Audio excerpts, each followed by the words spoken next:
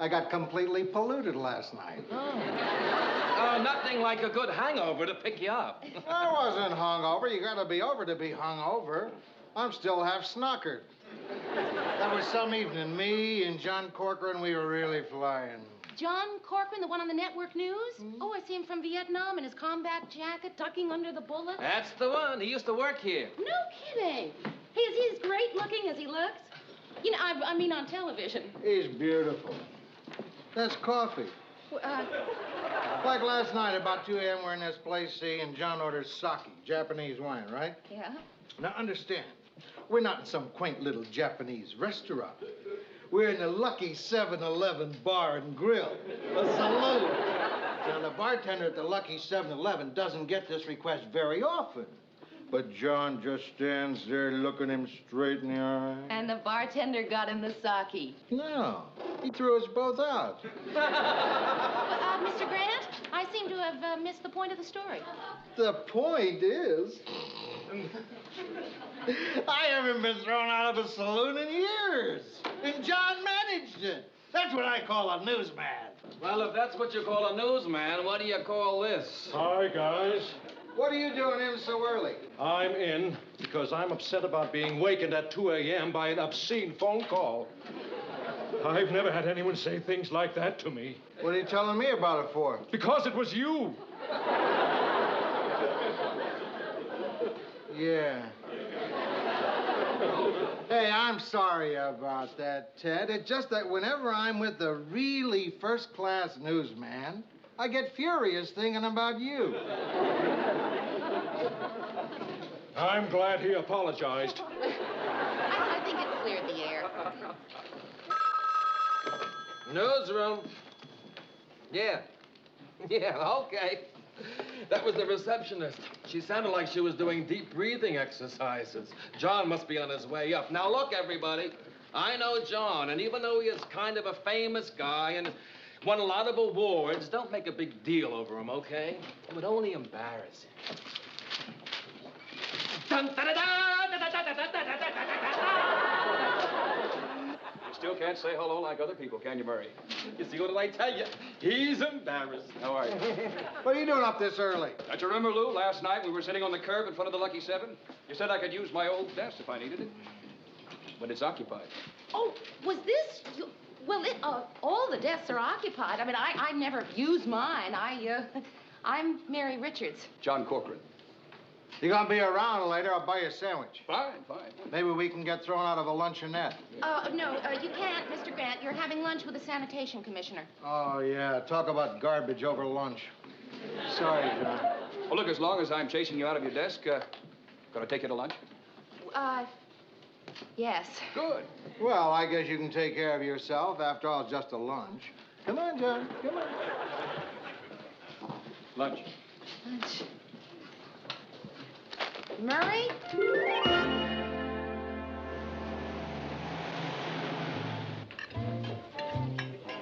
This is very good fettuccine. Sure you don't want to try it? No, thank you. I've got this little meat patty here. John? What? I lied. I want to try your fettuccine.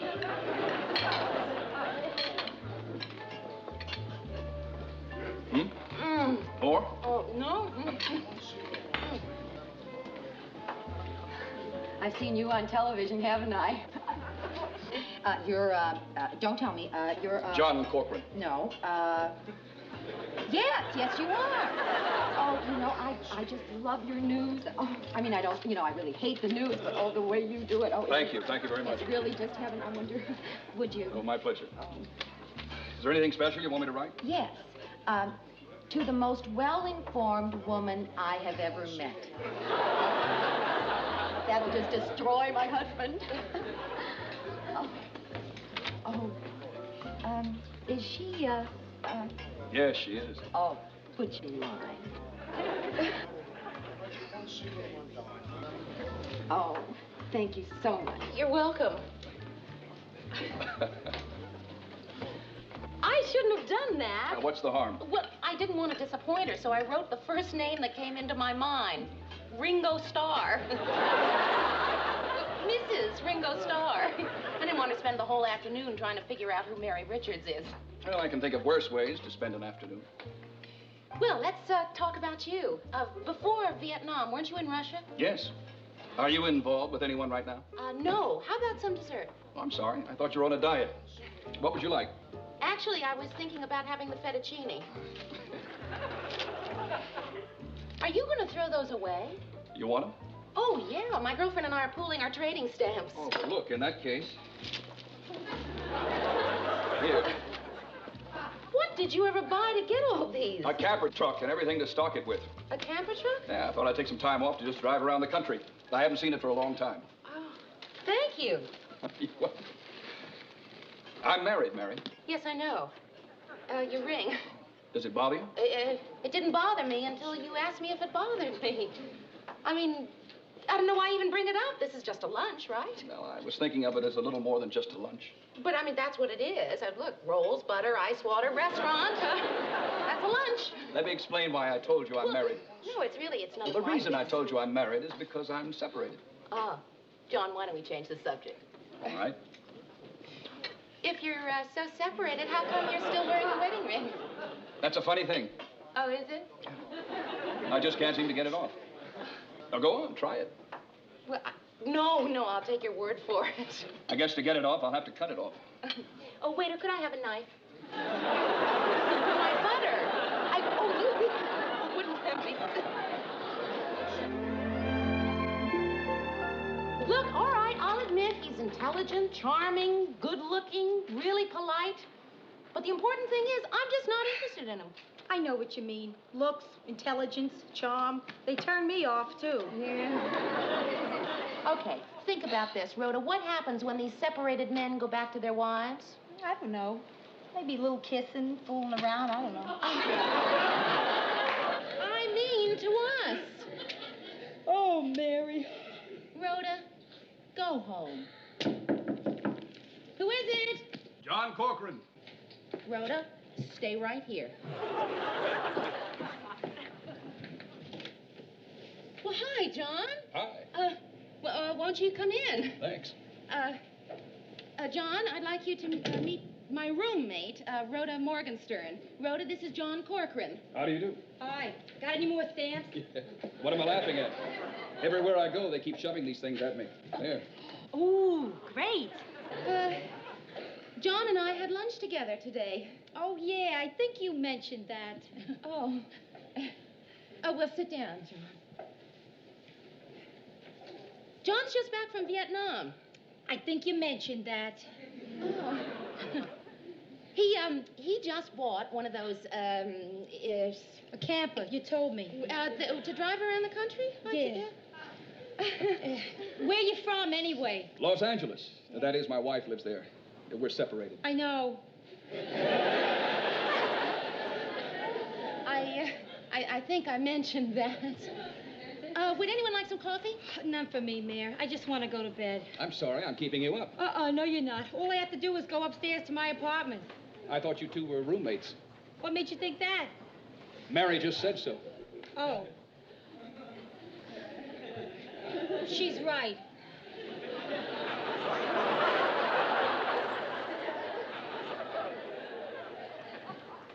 John, how do you take your coffee? Black.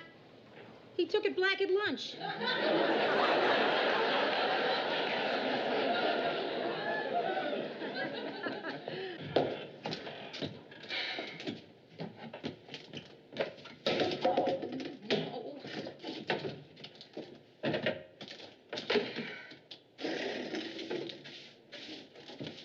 What are you doing?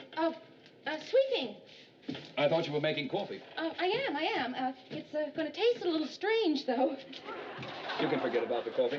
Well, no, really, I'll just make instant. Why don't you go talk to Rhoda? It's a little difficult talking to Rhoda. Why? She's asleep. Don't believe it. Like it or not, Mary, we're alone. Well, why don't we be alone out there? I really should wake her and send her home. No, don't. You'll feel better with her here, won't you? Yes. John, look, I'm not saying there's anything wrong with being separated.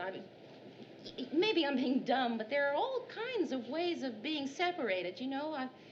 I mean, I had an uncle who used to go to a convention for 2 weeks every year, and for those 2 weeks, he was separated. And then my aunt found out, and they were separated. And I'm not saying, you know, that you, I don't know what I'm saying. You're saying it might be better if we don't see each other. Yes. Okay. We won't see each other again. Goodbye, Mary. Goodbye, John. See you at the office. Right.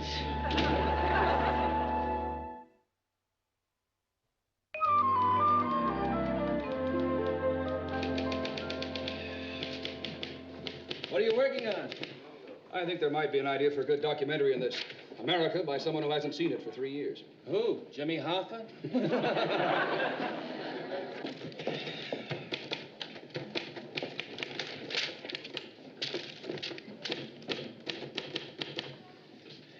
Hi. Hi.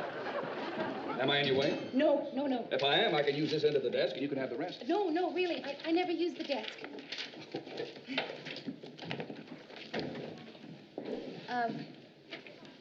Excuse me. My labels.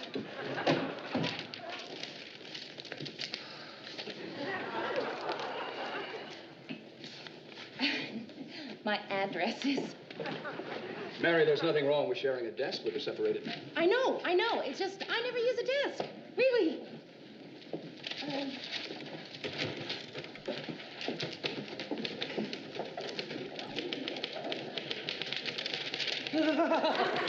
I'm working against the deadline, and you're putting labels in my typewriter.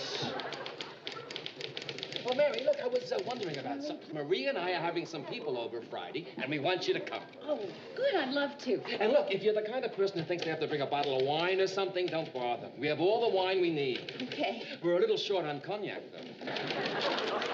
Hi, guys.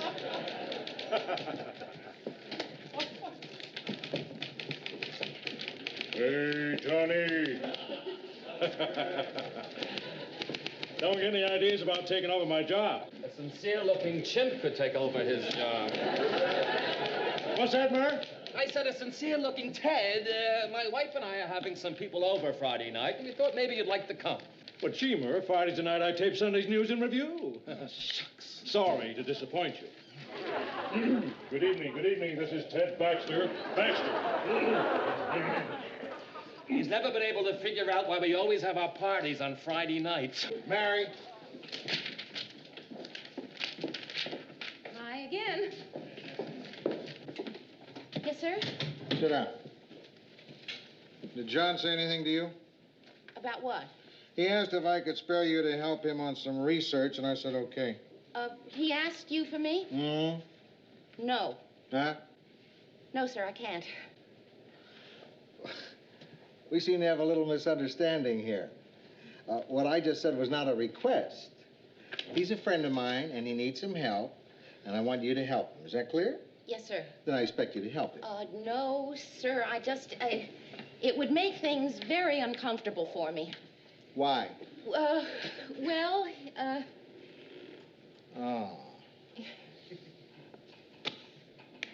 Mary, I'm going to say something to you, and I hope you won't take it the wrong way. You're the biggest jerk I ever met. How could I possibly take that the wrong way? You're a big girl, over 21, and then some. Don't you know enough not to affiliate with charmers like John Corcoran? I didn't affiliate with him. We had lunch, just one lunch. I've seen him mess up 3 or 4 women's lives during a coffee break. You keep away from him. That's what I'm trying to do, but you're making it very hard for me. I have to share a desk with him. Now you want me to... All right.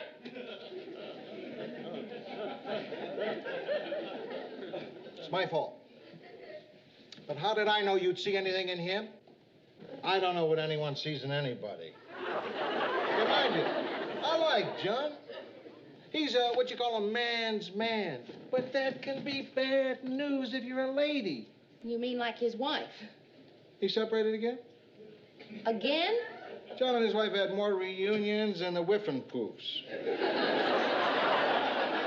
Well, Listen, maybe he's being straight with you. One of these separations has to stick. Well, thank you very much, Mr. Grant, but it really has nothing to do with me. Good girl. Not that he's a bad guy. When I think of the times I've sat on a bar stool and sopped up his stories. Oh, there was this girl in Chicago.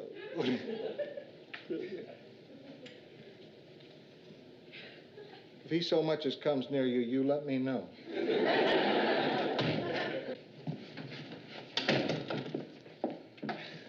Again. Mary, it's disaster time. What? They're preempting Sunday's News and Review for that Washington press conference. The president? No, the Attorney General's wife. And that means Ted can come to my dinner party. Murray. Maybe he'll get lost.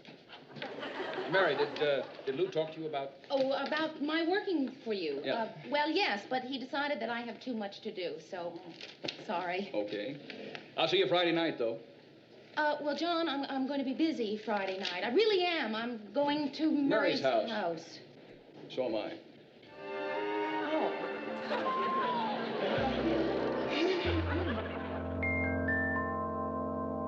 Mary, would you care for a minute? No, thank you. That's good wine. You're drinking scotch. It's my favorite kind of wine. We were so sorry that your wife couldn't come. Yeah, I know. Well, we sort of have a kind of a deal. She doesn't drag me to any of the dumb things she gets invited to, and I don't.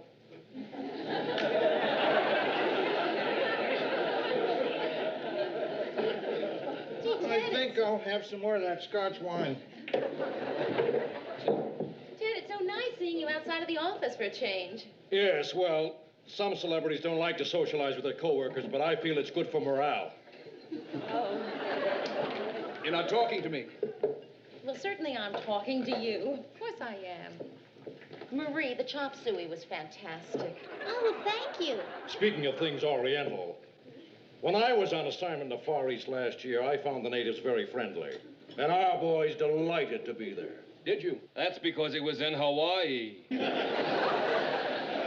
don't have to go to Vietnam to get a big story. That's right. Ted came back with a terrific piece on surfing. Thanks, Lou. Well, I think Ted had the right idea. All last year, I had the feeling I was in the wrong place. Not now, though. Marie, I just love what you've done with the house. Oh, thank you. Murray, honey, why I get the coffee. Why don't you show everybody who wants to see it the rest of the place? Love to. Anybody else want to take the tour? Please. Well, I've already seen the house, of course. So, John, why don't you take the tour? No, thanks. Not right now. Follow me. You know, I see this girl all day long, and all we ever talk about is business. So for a change, I'd like to talk to her about something else.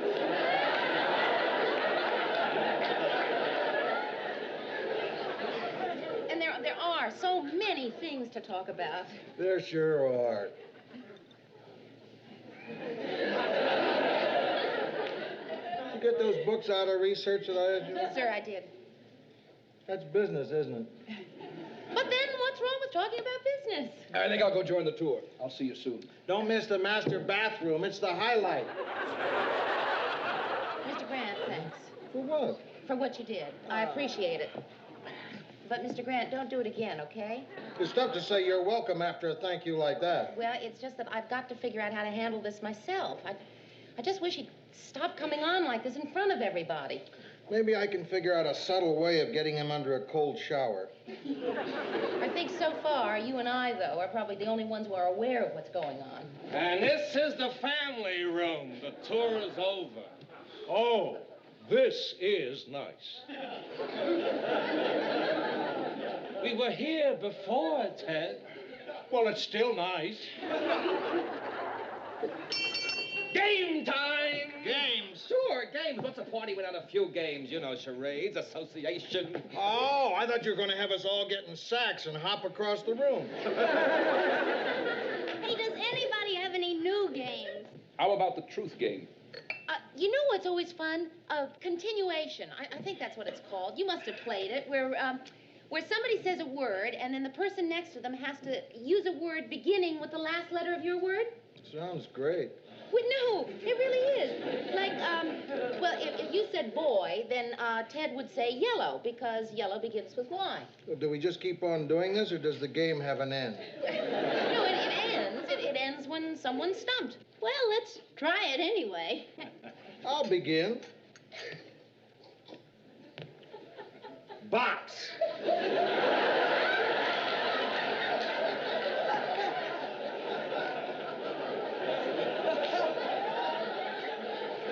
Well, let me see if I understand this. I have to say a word that begins with the last letter of your word. X. X. Game's over. John, what was that truth game you mentioned? It's very simple.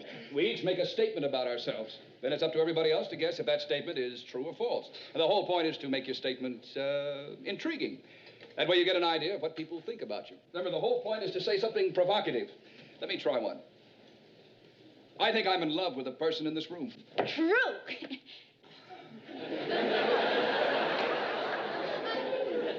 A person in this room. Now we'll have to spend the whole night figuring out.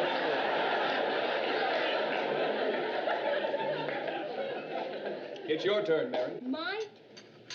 Okay.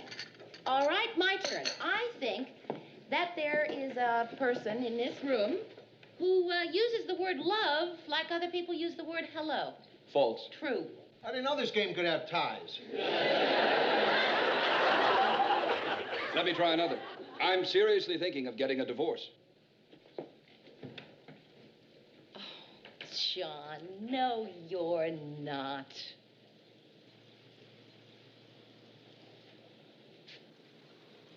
Would you believe it? I'm usually good at this game. Boy, did she wipe you out pretty good. Come on, wait, say we go back to the lucky 7-Eleven, and this time we'll really get some sake. You want to come, Mary? No, thank you. You're incredible. You never give up. You'll be pitching when they're nailing the box closed on you. Marie Murray, thank you very much. Enjoyed the function. Thanks a lot. Hey, wait a minute. The game. It's my turn. Extra.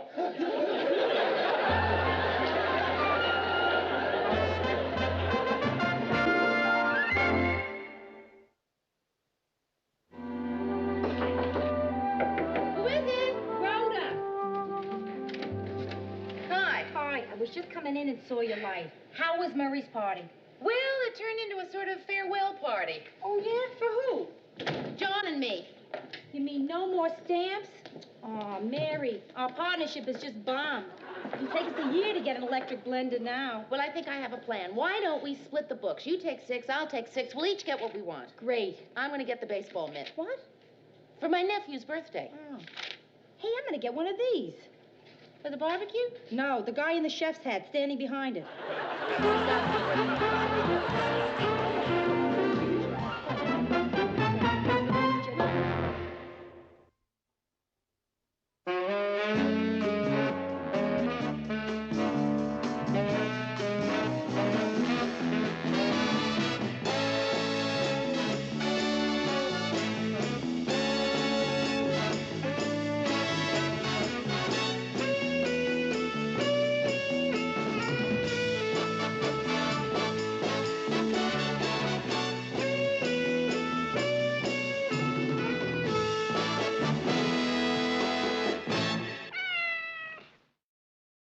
Intercom. Yeah, I know, but I figured this way is more personal. You write up that story in the South American Revolution? Yeah, I have a standard story. I just fill in the name of the country, the names of the generals, etc. Yes, I know. I'm going home and change my dress before I meet my aunt. You better. You smell like a distillery. A great distillery.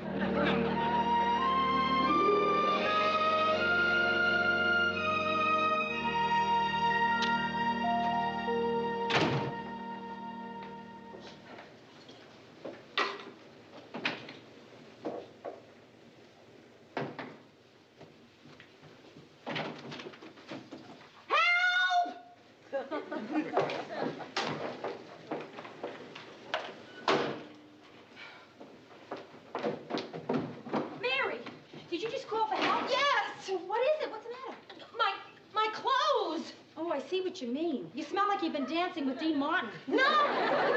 Not these clothes, those clothes, my closet. Oh, is it safe? Yes. Mary? I heard you yell for help. I would have come sooner, but I had something in the oven. What's wrong? There's nothing in Mary's closet. There's nothing in Mary's closet.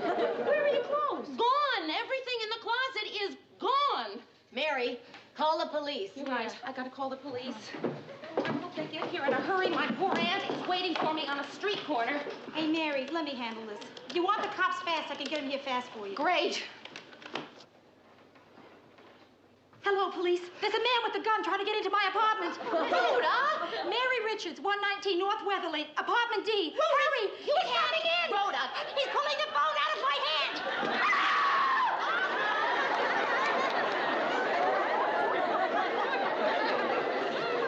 They should be here shortly. Rhoda, I don't think you should have done that. Oh, they don't mind. They get calls like that all day long.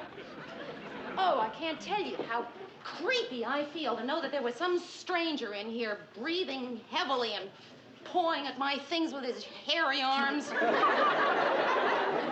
do you know he's got hairy arms? Oh, I just know. What did he take, Mary? Everything. All of my clothes. Everything. Even my brand new cape that I haven't finished paying for yet. Oh, Mary, well, it won't do any good to get angry with him. Criminals are misunderstood enough to begin with. Yeah. Well, stealing my cape is not going to help him in his quest for understanding. Especially if he wears it. Wait a minute. Wait a minute. Whoever did it was drinking heavily at the time. That's Mary. And this is it. I haven't got a thing to wear. You know, that's probably the first time that a woman has ever said that, and it's really been true. Hey, I'll loan you something. Mary, you can borrow a dress from me. Oh, thank you. You are both so thoughtful. Yes, Rhoda, that's very thoughtful of you, dear, but Mary and I have the same taste. Good. Nothing. Nothing. Oh, Mary, That is really rotten. Poor Mary. It's all right. We're going to get some. Mary, it's it's nothing that can't be resolved. Don't hold the clothes. Sure. It's going to be I good. meet my aunt. If you get a box. Oh, thank goodness. I told you. Where is he? Who? You made a phone call? I did not make No, the who phone made the call. phone call? Well, Did you make the phone call? She dialed. Well, who lives here? She lives here. I live downstairs. She lives upstairs. Officers, listen, you can put the guns away because about the phone call, actually, we were just kidding about the gunman part. You were kidding about a gunman? Hey, fellas, let's look at the positive side. True, there's no gunman, but there was a robbery. If there was no gunman, why did you say there was a gunman? She wanted you to come quickly. What else you girls do for laughs? To turn in false alarms? Oh, that's me. Over here. I mean, I wasn't drinking it. I just, I spilled it on my person. Would you like to see the scene of the crime? Tully, see what's missing. It's right in here. Yeah, check. Officer, I'm Phyllis Lindstrom, and I'm aware that all over the country there is controversy concerning the police. I just want you to know that I have an open mind. That's nice. Jackson, there's certainly a lot missing in that closet. Oh? Can I have your name, please? Yes, sir. It's Mary Richards, and I am the Rob E. Victim. Rhoda Morgenstern. I'm her friend. Officer Tully. I'm Phyllis Lindstrom. I live downstairs. Nice to meet you. We met in the closet. This is Officer Jackson. All right, if we're through with the introductions, would you girls like to sit down? I'd like to ask Miss Richards exactly what happened. Miss Richards, exactly what happened? I was robbed. Somebody came into my apartment and stole all of my clothes. And my TV. At least they didn't take your records. That's right, that's right. At least they did not take my records. But they took my stereo. Oh. Oh, gee, that's too bad. What time did this happen? I don't know. It must have been while I was at work. Oh, then you weren't robbed. I wasn't? You were burglarized. Uh-huh. That's a relief. Officers, continue your questioning. Mary, I'm going to get you a dress. I'll get you a better one. When did you first realize that there was a robbery? A burglary.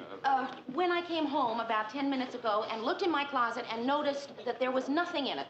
Is there anyone you suspect? No. Jackson, no suspects.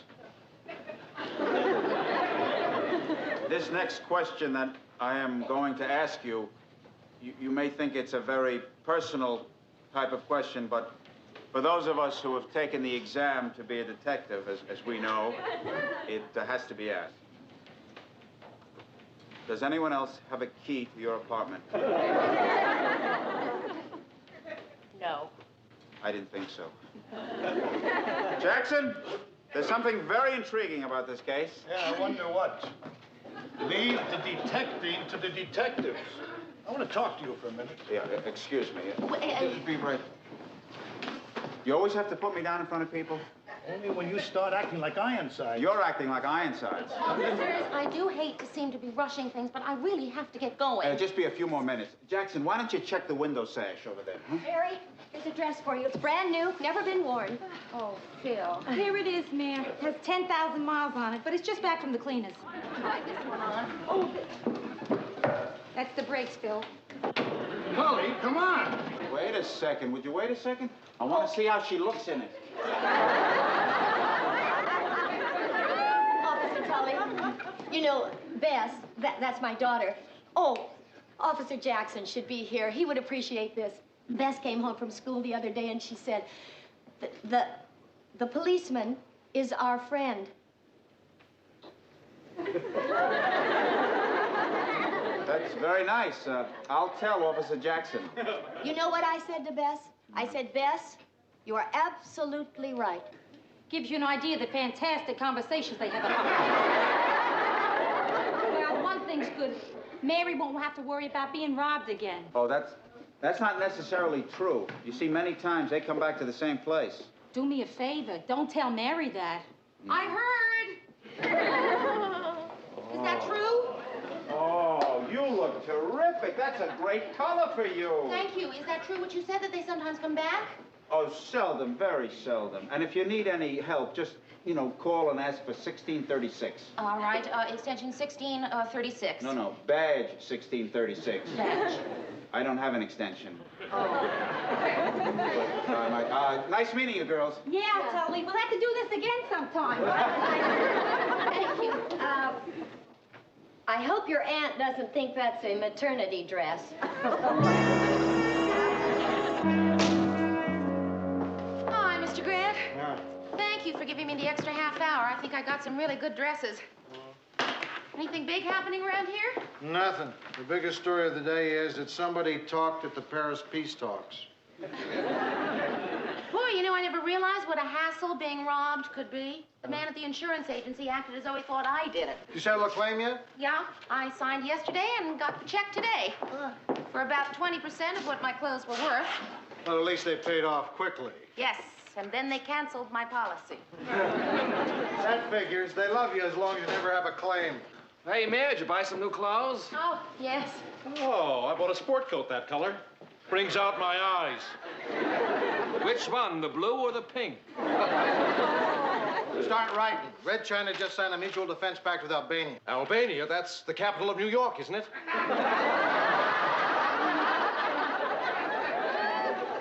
Well, I've got to go watch a show on educational television. Sesame Street. That reminds me, there's some really great television on tonight. And I won't be able to watch it. They stole my TV.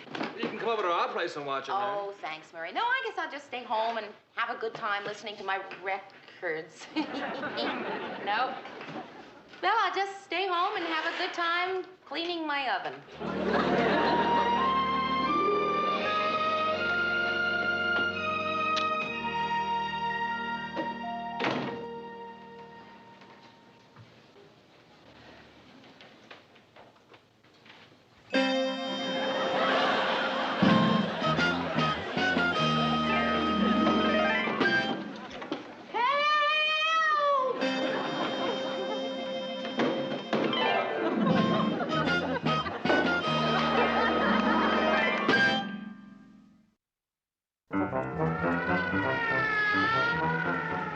We'll get whoever did this, I promise you. That's what you said the first time. Look, being hysterical will not do you any good. Well, being calm didn't do me any good either. Everything will be all right. You coward. Well, need a list of what's missing. Everything. A pattern's beginning to emerge. Yes, the pattern is this guy keeps coming back and robbing me. Burglarizing. Oh, whatever you call it, when is he gonna stop? I think he's about finished. Well, you still have your lamp, your sofa, and that M thing. Hey, wait a minute, fellow. If this kid gets hit again, the Red Cross is going to have to come in with coffee and donuts. I saw the police car downstairs and I wondered what happened. Oh, Mary, your apartment. Oh, I know. you. It's your job to protect innocent citizens from things like this. Look at that poor girl. What kind of a police department do we have here anyway? We're doing our very best, Phyllis. Did you notice any strange people around here today? Just the usual.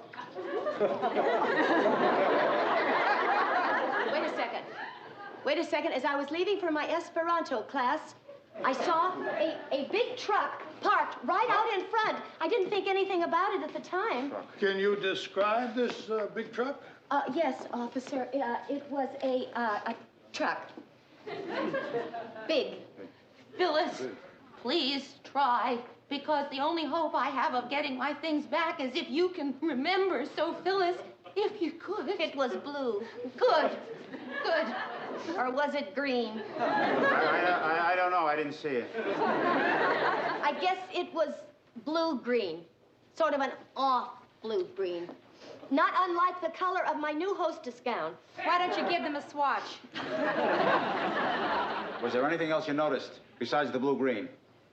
And the license number. The license number? You wrote down the license number? That's terrific. Oh, no, I didn't write it down. I remembered it. You remembered all those numbers, all those letters? I just have one of those minds. She does. She has one of those minds. All right. What's the number? BB 77777. Good. I'll put an alert for this big truck. Jackson, put in an alert for that big truck. A major clue. That's, to have a license plate and the color. What? Great. We're really making headway. Officer Tully, I want to apologize for acting so emotionally before, and you're doing a great job. Thank you. Thank you. Well, when you're studying to be a detective, you kind of get a sixth sense for these things. Hey, Mary, you know what you need, kid? A good night's sleep. Why don't you stay up at my place tonight? You're perfectly welcome to sleep at my place. Oh. Or even stay at... Don't say it. I am on duty. Why can't my partner learn to use the horn? You know what I mean? Just a little beep, that's all you need. I can't forget the old superstition about bad things coming in threes. I walked into my apartment last night. I looked everywhere, even the refrigerator. Well, a little bit of paranoia is a character developer. I haven't slept more than a couple of hours the last few days. I keep thinking he's going to come back and steal my sofa, too. Look, Mayor, I don't know if you can use any of this. We've had it around for quite a while. Oh, Murray. Well, they're practically antiques. Now, this is an alarm clock, and it's so old it has Roman numerals. Oh, Murray. And here's a waffle iron in case you have any waffles you want to iron. Oh, that's very nice. Murray, that's so sweet. Thank you. Well, it was all Marie's idea. Oh. Morning, Murray. Morning, Lou. Morning, Mr. Grant. Mary.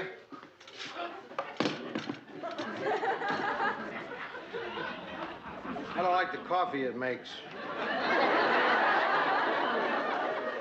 Maybe you will.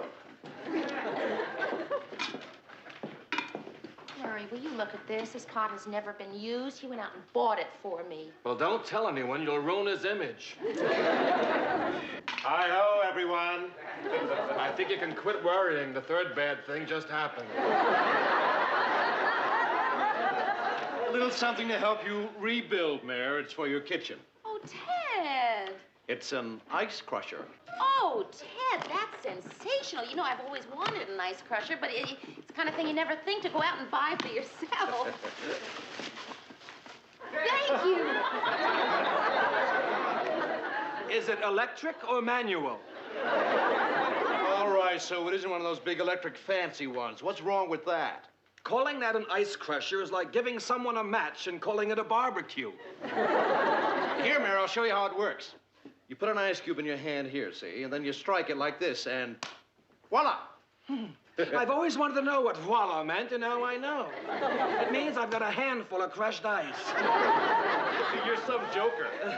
Thank you, Ted. The last of the big spenders. Oh, come on. It's the thought that counts. I know, and he has cheap thoughts. Newsroom, Mary Richards. Larry Tully. Officer Larry Tully. Well, I'm fine, thanks. You did? Oh, that's great. Yes, thank you. Yes, I'll be right there. Goodbye. That was my policeman, Officer Larry Tully. They think they got the guy who did the robbery. I have to go down to the police station. Hey, that's great. Oh. Well, now that you know the guy's been caught, maybe you won't be so nervous. Oh, come on, Murray. I was never really nervous.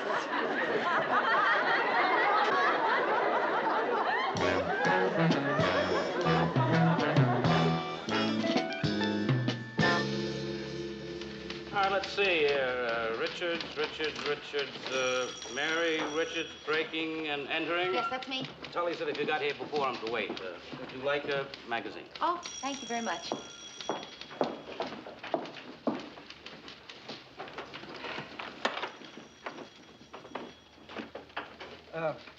Don't he look like a nice fella? Wanted for murder, assault, and armed robbery. Triple threat. You just can't tell anything about anybody by looking at him. True. You know what I do every morning? Get up and go over to the park and sit on a bench. Ever since I was a little kid, I've seen old men sitting on park benches. It's kind of boring, but I figured it's my obligation. That's very nice. What are you here for? Robbery. Really? No. No, I was robbed. Burglarized. That's bad. A lot of that going around. Especially in my apartment. Happened to me twice. I've been mugged 13 times.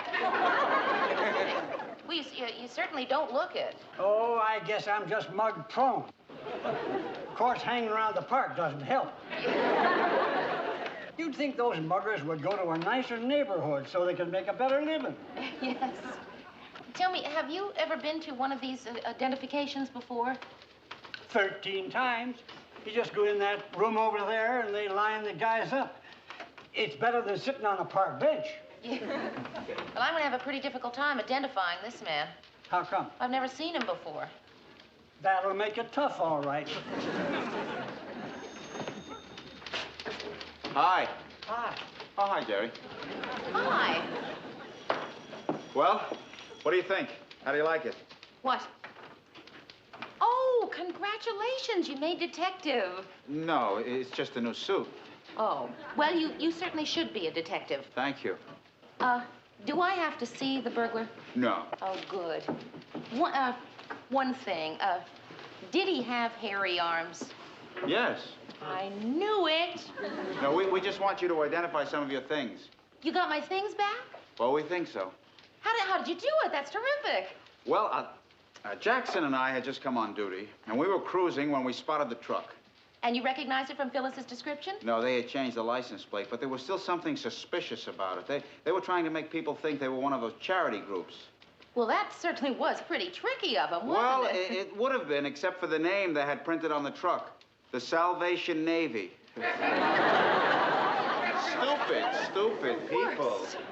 Well, I think you did a wonderful job. Thank you. You know, this man is a wonderful policeman. He really should be made detective. Yeah, I'll see what I can do. He's the same rank as I am.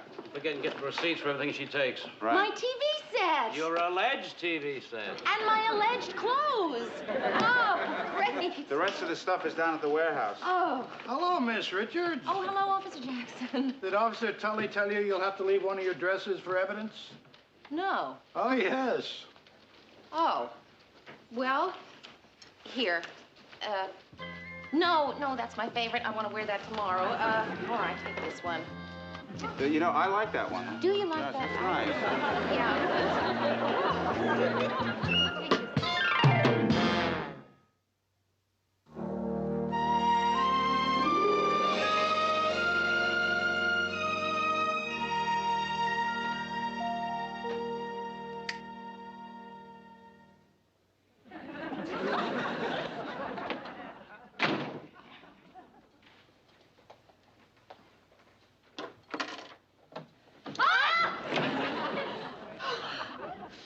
Mary, I'm sorry to startle you.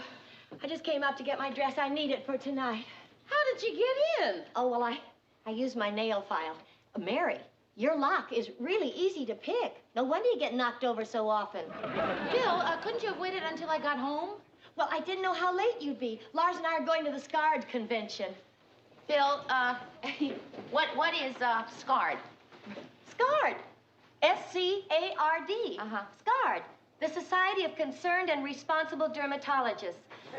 Lars is speaking on the social implications of dandruff. Oh, that certainly sounds exciting. Would you like to come, Mary? I've got an extra ticket. No. I've got a date. Well, I'll get you 2 tickets. It's a double date. Well, I'll get you 4 tickets. Actually, Phil, the 4 of us are going to a large dinner party. So... Mary, if you really want them, I can scrape up 50 tickets. Phil, there are 52 of us. So have a good time. Tough luck.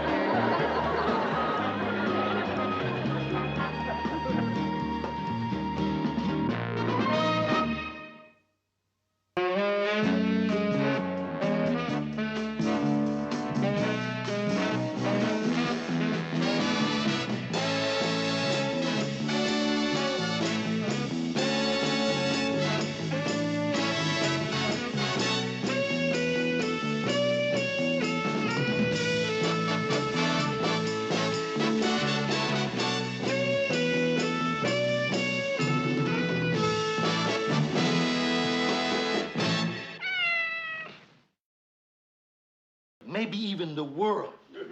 Everybody wants to do something else. Look,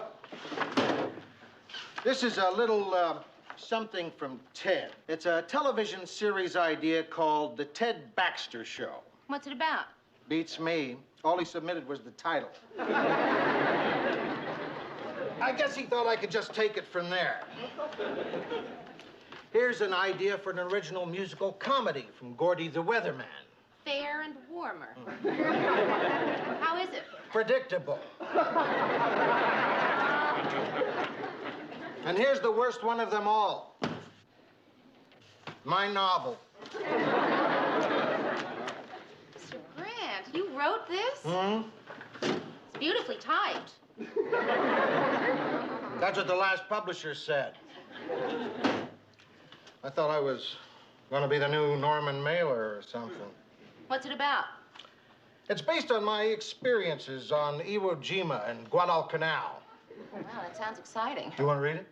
Oh, yes, I'd really like that. 22 publishers used the word dull. How could your experiences on Iwo Jima and Guadalcanal be called dull?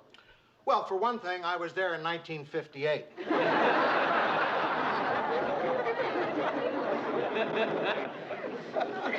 Morning, Mary. Oh, hi, Murray. Listen, I just made some fresh coffee over there. Why don't you go have a cup? Do you know, Murray, we never see enough of each other. How's Marie and all? She's, what, 7 months along now. Why don't you come over to the house for dinner? Say, Thursday? Where is it? On your desk.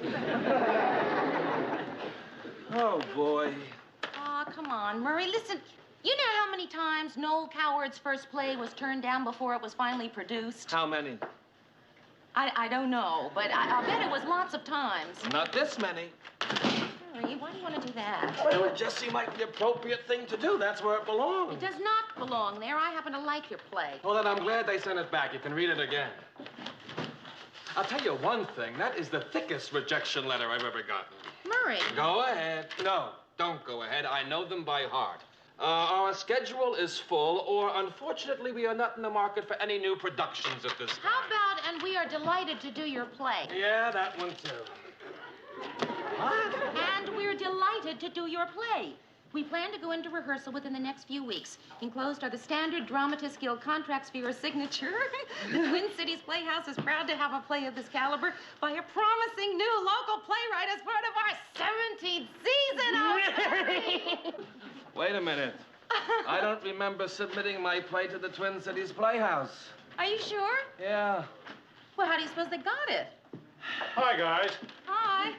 Say, Murray, I just read this item I think we should use. It's about a man who went on television to make a plea to send turkeys to convicts. For pets or for dinner? I don't know. I think it was in Arkansas. Yeah, I think they're doing the same thing in Arkansas, too. How do you like that? It's spreading from state to state. Speaking of turkeys, Ted, last year when you acted in that production of The Man Who Came to Dinner, what was the name of that theater group? The Twin Cities Playhouse. I'm their resident star. I'm the only really big name they've got. Ted, did you know that they're going to do Murray's play? Oh, are they good? I was hoping they might. I submitted it to them. Where did you get your hands on it? Well, in the mailroom. I accidentally came across it when I was going through my fan mail. I was halfway through it before I realized it was your play. You read the whole script? Well, most of it. I'm surprised it held your interest that long. Doesn't have any pictures. Come on. The point is, Ted submitted it, and they're going to do it, and that's the important thing. Oh, it's important to me, too, Mary. You see, I'll undoubtedly play the lead. If you like some tickets, Murray, I might arrange it for you. Maybe he won't be too bad.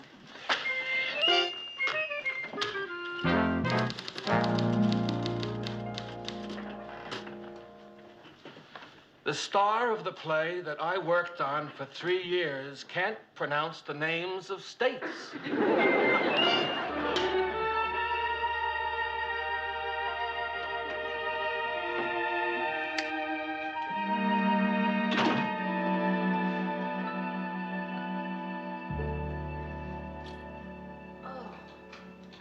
Mary? Mary, are you in there? Yeah, come on in, Rhoda. Mary, I haven't seen you all week. Where have you been? Why'd you call me? Do you care that I was worried sick about you? Wait, don't answer. I left home because of questions like that. Okay, I won't answer. Good. So, where have you been? Tonight, for example. I was, at the theater. They don't dress up much for that anymore, do they? What'd you see? Well, I didn't exactly see anything. Bad seats? No. Oh, Rhoda, if I tell you, you'll make a whole big deal out of it. I'll make a whole big deal out of it if you don't tell me. That's true. Well, I'm in, sort of a play. Oh. And I didn't tell you because I knew if I did, you'd start putting it down. Why would I do that? Because you're very, competitive? Well, yeah. You're wrong. I'm very pleased you got a big part in a play. Terrific. So what did you have to do to get it? What happened is that Murray wrote a play about a newsroom, and there's a part in it, a girl who works there who's single and whose name is Mary. Wonder why they thought of you. You know, what'd she like, this girl in the play? Real, cute and perky, right? Well, yeah. Ted Baxter talked me into auditioning for the part, and I got it. You know, it's really kind of fun. I'm having a lot of fun with it. You know, Mary, I've had quite a bit of theatrical experience myself. Oh, really? No, I didn't know that. Yeah. Barbara Streisand and I went to high school together. Uh-huh. We did. Well, not exactly together. I mean, she was there 3 years after I was. But it was definitely the same high school. Well, with all that theatrical background, then you undoubtedly know it's not all tinsel and glitter, right? I mean, Rhoda, look, I do have to memorize this play by day after tomorrow, so... Oh. You know, Mary, it gets lonely at the top. At least that's what Barb's always used to tell me. Hey, Rhoda, would you do me a favor? Please don't start treating me like I'm in show business. I mean, I'm still working in the newsroom, huh? This is just something I'm doing for fun, okay? Okay. Good night, Mary. Good night. So what are you going to change your name to?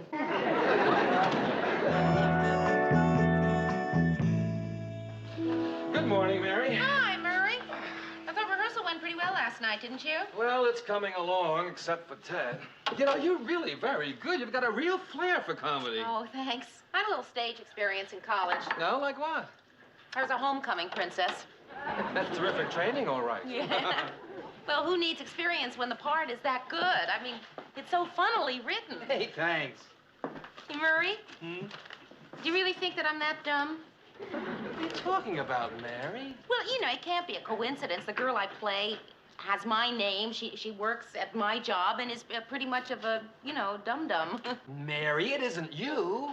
Sure, the character is somewhat like you in some ways, but I made that stuff up about her being a dum-dum for the sake of the comedy. Now, look, I'm a writer. Some of it is like you, and some of it isn't. Well, what about the part about her being attractive? That was based on you. Yeah? Thank you. Murray, I took the liberty of reading your script last night, and it's very good. Well, thank you, Lou. Very good. However, I'm a little confused about the character who's the head of the newsroom. Believe he's called Lou.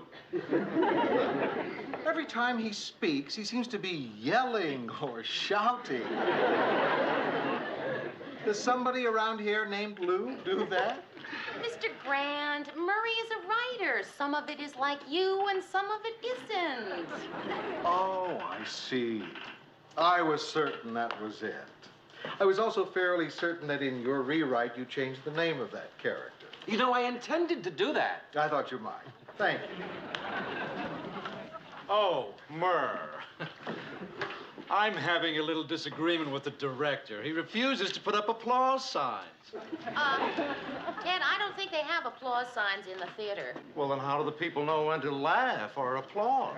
In your case, it might be a problem. One other thing, Murr, I think the script needs a little pinching up. You mean punching up? And who said it needs punching up? Well, my lines are a little weak. I mean, everybody's getting laughs but me.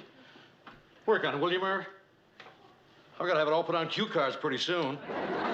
If there is nothing else, I have work to How about do, my Ted. part, Murr? The anchor man?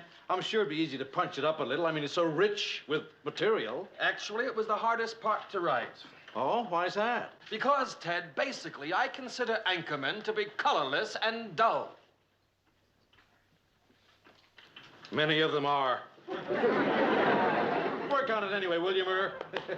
This must be fun for you, seeing your play come alive like this. Come on, Murray. There are some good points about Ted being in the play. Name one. Well, like he got it produced for you in the first place. Name one. Come on, Murray, it's your play. People are finally going to see it. You had to say that? The fewer people who see it, the better. Oh. Murr, I just remembered. I think I have a marvelous surprise for you. You have a case of laryngitis coming on? Oh, no. I have pulled off the coup of the year. I arranged for John Steinmetz to come see us opening night. Well, that's good. At least we'll have one person there. Happens to be the drama critic for the Times Herald.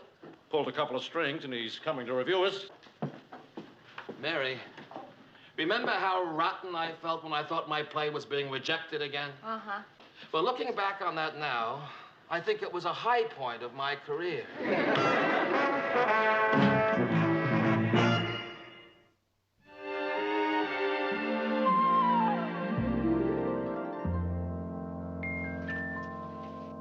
Believe me, Mary, I'm not putting you on. You were really good. You know how competitive I am. I was just playing myself, Rhoda. Cute and perky and dumb. Hey, you want to know how good you were?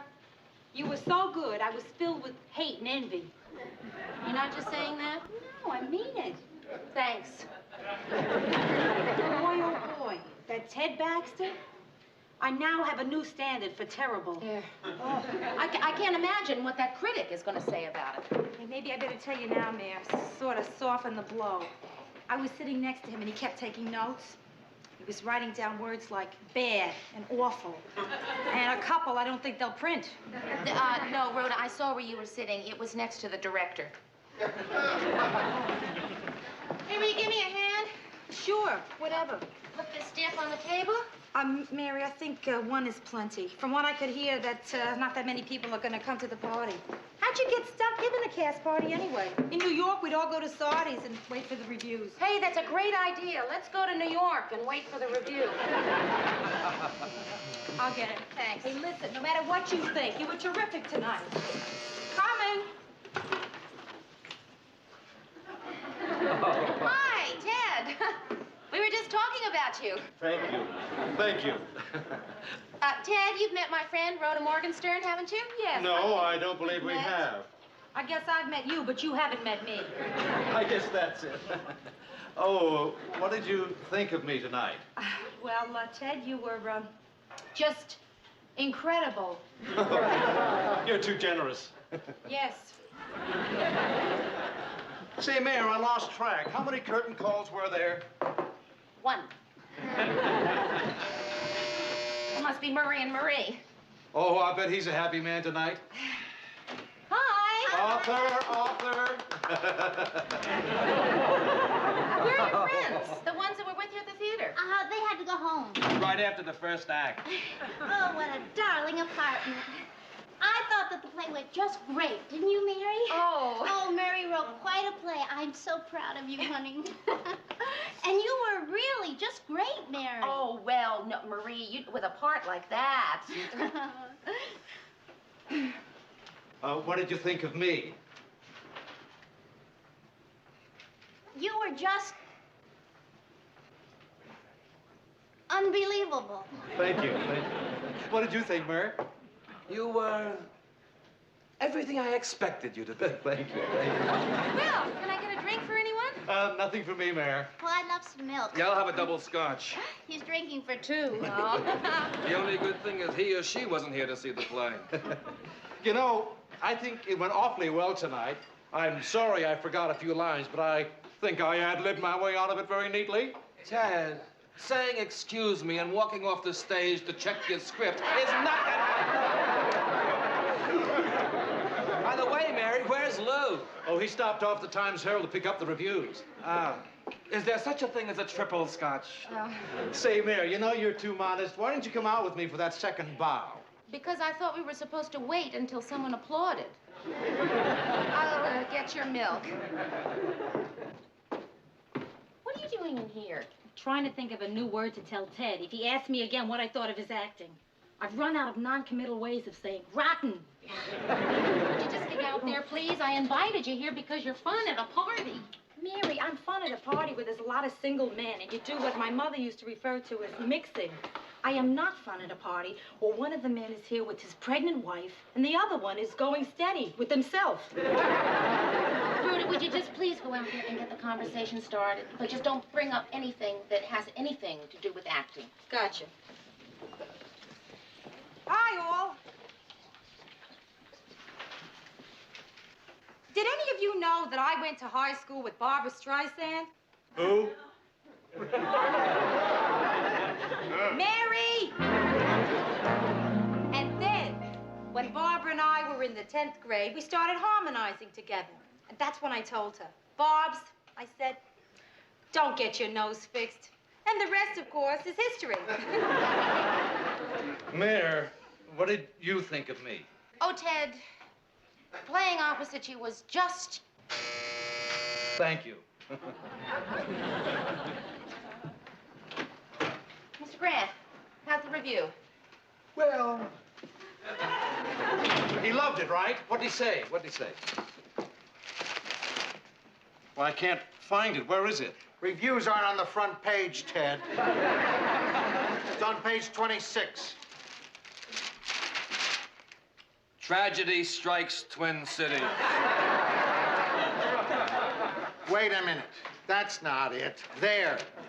Bomb hits Minneapolis. That's it. There's been the atomic, there's been the hydrogen, and now the worst bomb of them all. A play about a newsroom called All Work and No Play. I'll vouch for the second part. There's no play here. How does he like it so far? Mary, why don't you read the rest of it so Ted can hear it? Not everything about the evening was a catastrophe. The intermission was satisfactory. The main character is a TV anchorman. On absolute quiet. If I were you, I'd ask for noise. Played by an actor named Ted Baxter, who obviously has no conception of what a TV anchorman is like.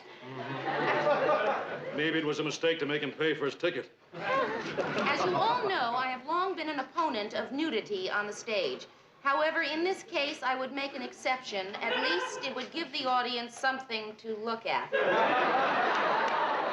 He didn't even like my suit. As for the performance of Mary Richards, well, Oh, can't take a little criticism, eh? Well, if Murray can take it and I can take it, you can take it. Listen to this.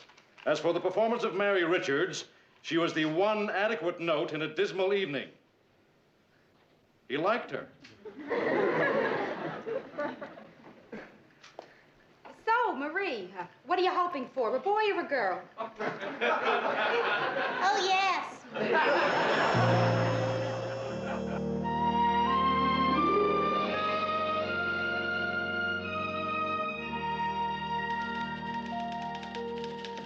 Morning, Murray. Hi. What's the matter? What's the matter? Nothing's the matter. Everything's great. I'm an ex-playwright, okay? Or as John Steinmetz so aptly put it, a play wrong. It's a good play, Murray. John Steinmetz didn't think so. So he's only one person. But he told $500,000. That doesn't mean they'll all believe it. No? My sister already canceled the tickets for tonight. Murray, I can't believe that you're going to let one man's opinion really get to you like this. I mean, you have to trust yourself. You must know your play is good, even if the production was lousy. A writer has to know these things. Like, I wrote a book, and I don't care what anyone says. I know my book is rotten. Lou, I don't want to discuss last night anymore. I'm a lucky guy. I enjoy this crummy job. What's so bad about being a no-talent failure? Oh. Good morning, everybody. See how beautiful being called adequate is?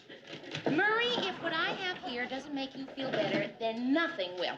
I don't think Norman Vincent Peale's going to do it for me today, thanks. These are books of play reviews, including some of John Steinmetz's more memorable criticisms when he was reviewing plays in New York. Mary, what are you doing? Would you just listen, please? In my time, I have been to some funerals and even a couple of wakes. But last night was a first for me. I watched an actual death, a happy little number that should take a hint and expire quickly.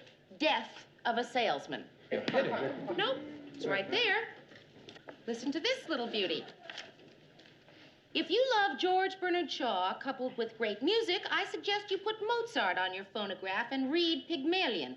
But don't go to see an abomination called My Fair Lady. Lou, he hated My Fair Lady. He hates everything. Wait till I read you what he said about Richard Burton's Hamlet. He didn't like Burton? He didn't like the play.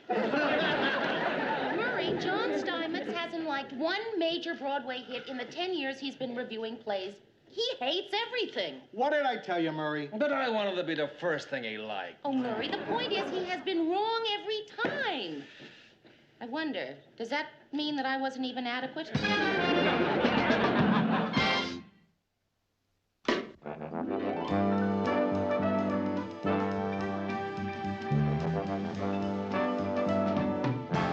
Hi, guys. Hey, listen to this. Last night, a new star was born in Minneapolis. His name is Ted Baxter.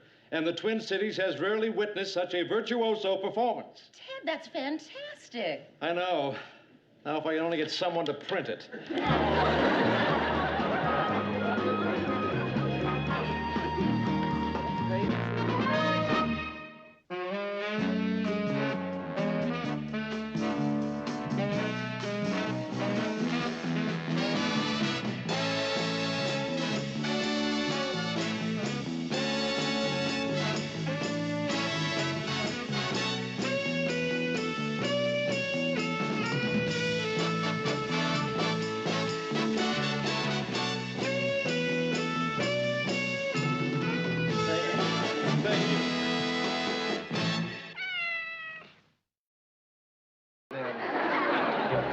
Hey, everybody. Hi, Gordy. Great day, isn't it? Well, if you call a driving rainstorm with occasional hail a great day. Oh, you don't understand.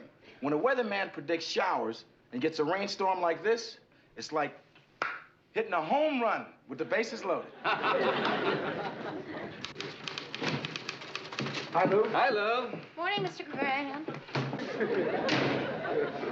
5 mornings in a row. Maybe he's having trouble lighting his log.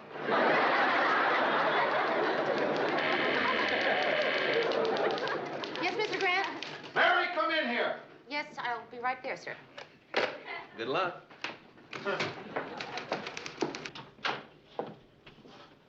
Mister? Who messed up my desk? Well, I straightened it up for you. I don't like it straightened up. I like it unstraightened up. But I just sorted all your papers and I put them in your desk drawer. They're right there at your fingertips. No.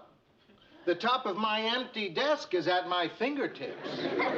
What I'm trying to say is my desk is my castle. For years, when people saw my messy desk, they knew I was working. Now they come in, they see a clean desk, they know you're working. I want them to know I'm working. Do I make myself clear? You'd like your mess back? Very much.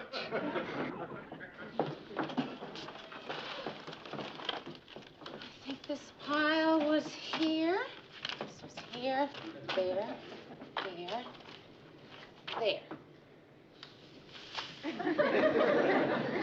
Anything else? No, that's about it for now. Oh, Mr. Grant, about a week ago, I asked if you and Mrs. Grant would like to come to my house for dinner. Yes? Well, it's been about a week, and was wondering if you'd like to come over tomorrow night. No, I don't think so. Oh. Well, you see, tomorrow night's not too good. Oh, listen, no, I understand. You and Mrs. Grant have made plans to go out, or maybe you're just staying home. In any case, you've made some sort of plans to maybe do nothing at all, right? Yeah, it's in there somewhere. Well, some other time then. Uh-huh. Rhoda called. She wants you to pick her up after work. Sure, everybody always wants you to pick them up after work. Huh? Oh, I'm sorry, Murray. I'm a little upset, that's all. Yeah, coming out of that door seems to do that to people. Murray, when you and your wife came to my house for dinner, you had a good time, didn't you? We had a great time. You're a terrific cook. No, I'm a terrific cook. Now, look, Mary, the reason Marie and I haven't invited you for dinner is Murray, because... no, I wasn't. No, Mary, we want to. Murray, no. Mary! Murray, I don't want to come to your house for dinner. Oh. What I'm trying to say... Murr, if you're having trouble getting people to come to your house for dinner, I'd love to. When is it? Murray, look, I don't know how the subject got around to your house for dinner, but what I was talking about was the Grants refusing to come to my house for dinner. Oh, then it's at your place. Oh, Ted, there is no dinner. It's been canceled. Oh, that's too bad. I was looking forward to it. Maybe Mr. Grant just doesn't believe in socializing with the people he works with. Well, I don't think that's it. I mean, when Marie and I had the Grants for dinner, we had... You had them for dinner? Well, only 3 or 4 times. Three or... But you're right, Mary. They didn't enjoy it. Well, they certainly enjoyed it at my place. You had them too? Oh, yes. And I really put out a great gourmet spread, and boy, did they eat it up. You know there wasn't one piece of chicken left in that bucket? Well, it seems that everybody here has had the Grants to dinner, except me. Now, look, Mary. Lou is the kind of guy that goes to a lot of banquets and dinners. He was probably busy for the night you asked him for. You think so? Sure. Why don't you pick another night when he's free? I will.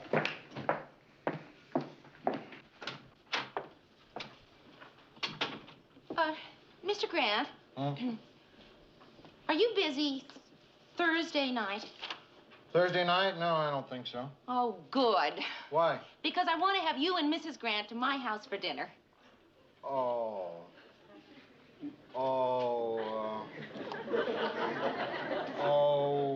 I just remembered, Mary, I'm sorry, but we are kind of busy on Thursday night.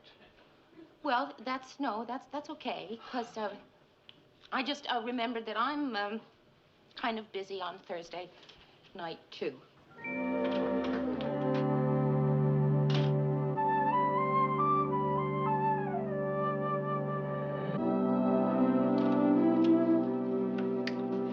wish I knew why Mr. Grant keeps turning me down. I know what you mean. It's been years, and I still don't know why they turned me down for that stewardess job. Oh, come on, Rhoda. Lots of girls don't make it as stewardesses. For a bus company? Maybe your boss just doesn't like you. Oh, thanks. I really needed that. Could be his wife, Mayor. Maybe she can't stand you. I've got to find out. I'm going to call her. Good. Oh, Mayor. Hey, if they accept, tell them to bring their own pizza. Hello, Mrs. Grant. It's, Mary Richards. Oh, I'm fine, thank you. Mrs. Grant, I'm just calling to find out if you and Mr. Grant would like to come over and have dinner with me one night this week. Or next week, whenever you say. You're kidding. Well, Mrs. Grant, I'm awfully sorry that I bothered you. Goodbye. Oh, Mary, kid, listen, when I said she hated you, I had no way She of... doesn't hate me, Rhoda. It's worse. She and Mr. Grant have separated.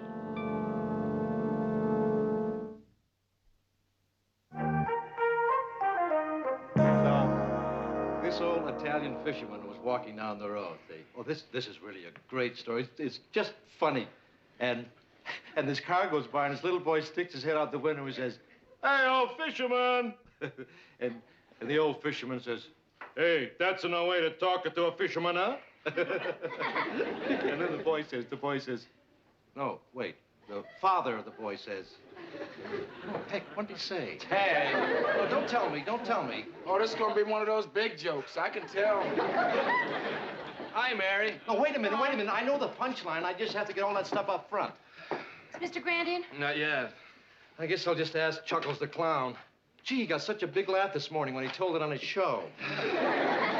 Chuckles gets laughs no matter what joke he tells. When he gets to the punchline, his nose lights up and his pants fall down. Mary, what's wrong? Oh, nothing. I'm just a little depressed, that's all. It's nothing. Hi, Lou. Morning, Murray. Mary, would you please get Mrs. Grant on the phone for me? Oh, yes, sir. I'd be delighted to get Mrs. Grant on the phone for you. I'll have to remember that the next time I get depressed. Just get Mrs. Grant on the phone. Hello, Mrs. Grant. Good morning. Hi, Mr. Grant's calling. One moment, please. Mr. Grant, good morning. Hi, Mrs. Grant on two. You're going to keep it to yourself or tell your fellow worker? Well, I just feel great. And I feel great just seeing you feel great. What's so great? Well, Mr. Grant is calling Mrs. Grant, and his light just went out. Come in.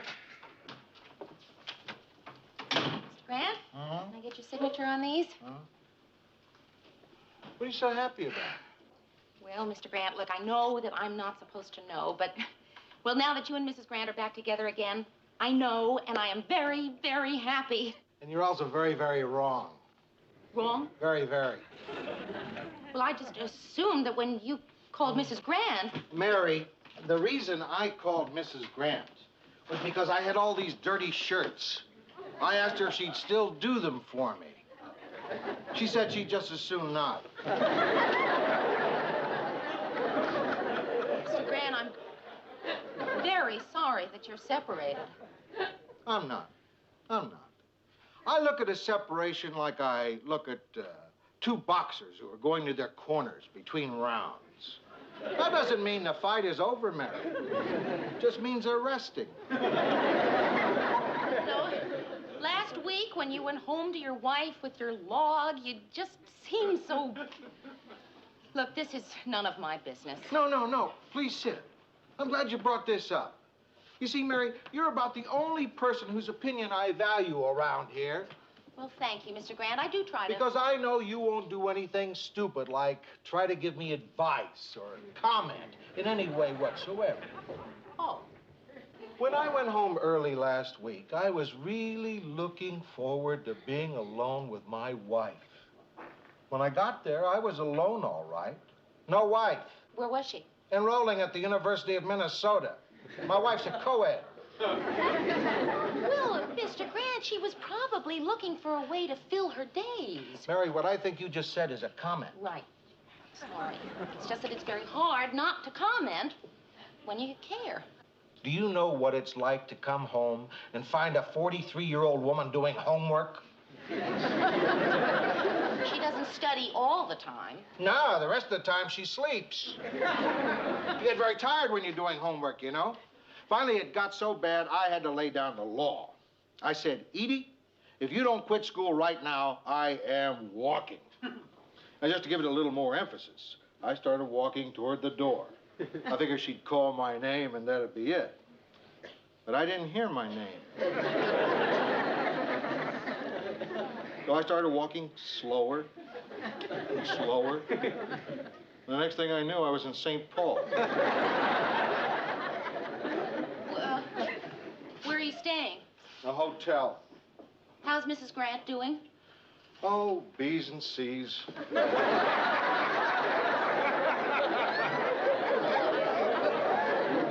And how is she doing living alone? She doesn't seem to mind it. Her schoolwork takes up most of her time. I'd heard about this change of life thing, but I never thought it would be mine. Well, Mr. Grant, I know you've heard this too, but, well, if there's anything I can do. Oh, thanks, Mary. Listen, don't worry. She'll be calling me pretty soon. I'll win.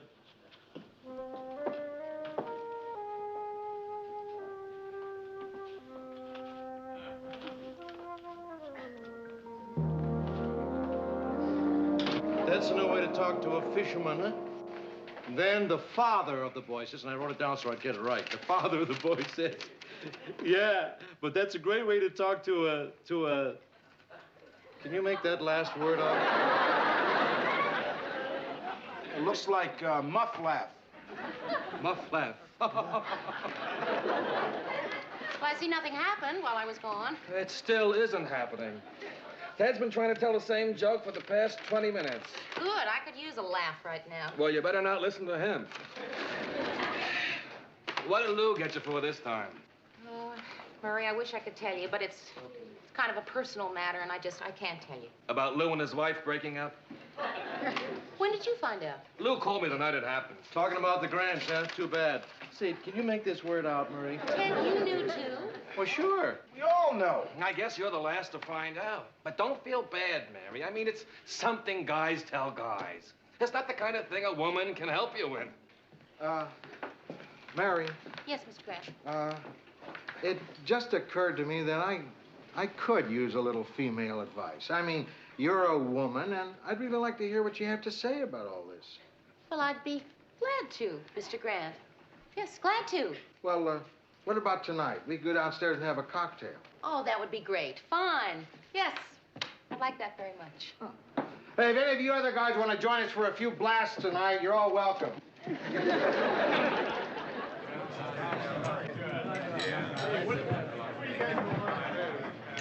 Bourbon 7. Scotch rocks. Scotch water. Cream de menthe frappe for the lady. Oh, no, that's for him. So that's why your tongue is always green. Yeah, I got it. Happy hour is over in 4 minutes. Shall I order your next round now? Yeah. Look, I'll take care of it. No, I got it. No, look, Gordy, I'll take care of it. I got it. I have some extra money. You're my Now, friend. hold it. I have a simple solution to the problem. Murray said it first, so he pays. Gordy gets the third round. Who's got the round after Gordy? I guess that's you, Mayor. Ted. I'm just kidding. Could you tell I'm kidding?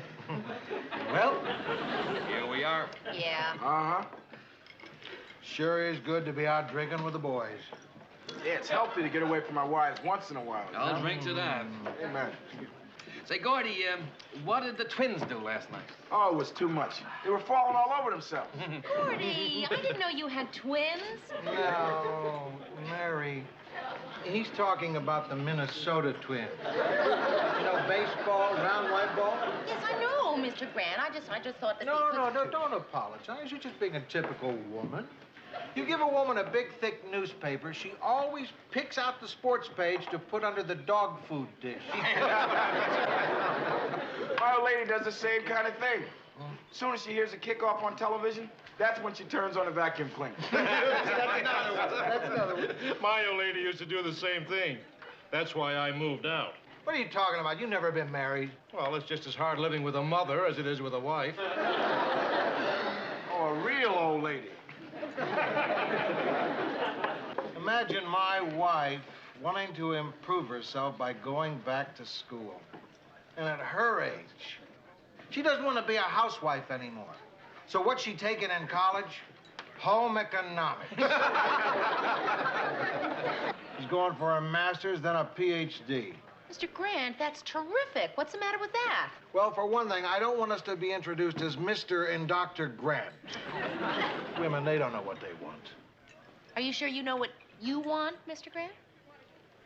I know exactly what I want. Here's a second round. Thanks, Murr. Oh, it's my pleasure, Ted. Why don't you try it sometime, see what it's like? I'd like to propose a toast. To men's lib. Let's hang on to what little we got. I'll drink to that. Hold it. I can't drink to that. Mr. Grant, you invited me so that you could hear a woman's point of view. And I've appreciated it. I haven't said anything. I have been sitting here like some kind of idiot, acting like I agree with everything you've said. We respect you for that, Mayor. That's right. You're some kind of woman. But I don't agree with everything you've said. As a matter of fact, I don't agree with anything you've said. Oh, that's because you're a woman and you're on their side. Sides? Oh, Mr. Grant, that is just dumb. And that was an unfortunate choice of words. I mean, you're sitting here and your wife is sitting at home and you're both miserable. You're not winning anything, Mr. Grant. You're both losing. What you getting so excited about? Well, he asked me. No, I didn't. Yes, you did earlier back at the office. Oh, yeah. Look, I'm sorry if I put a damper on things, but we'd rather have me be honest, wouldn't you? No, I don't think so. Listen, I've got a date. I really have to be going. Please, don't anybody get up. Now, how are you going to get out? You're right. Everybody get up, please. Thank you very much, and I'll see you all at the office tomorrow. Can I have your drink, Mayor? Yeah, sure, Ted. Good night. Stick to your guns, Lou. Once you let a woman push you around, you're sunk. What time you got, Gordy?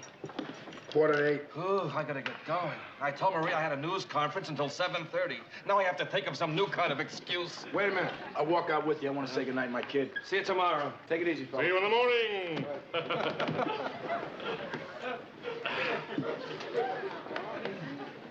Well, I suppose you have to get somewhere, too. Oh, no, Lou. We can stay out as late as you want. Say, Lou, I got a great idea. There's this new club we could go to across town. I understand it's a pretty risky show. No, I don't think so, Ted.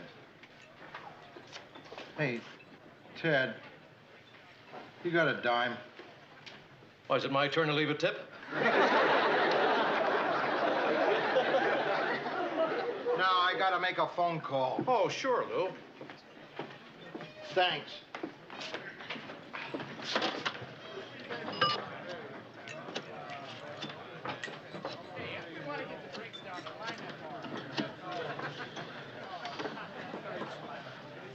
Edie. Lou. How you doing? Yeah. Yeah. Me too. Listen, Edie, if you're not doing anything tonight, I'm coming home. Yeah. Yeah, I know what you mean, baby. Me too. Yeah, all right. What? Oh, okay. A quart of milk. Pound of butter. Bacon. American cheese. And an artificial log. All right, bye-bye.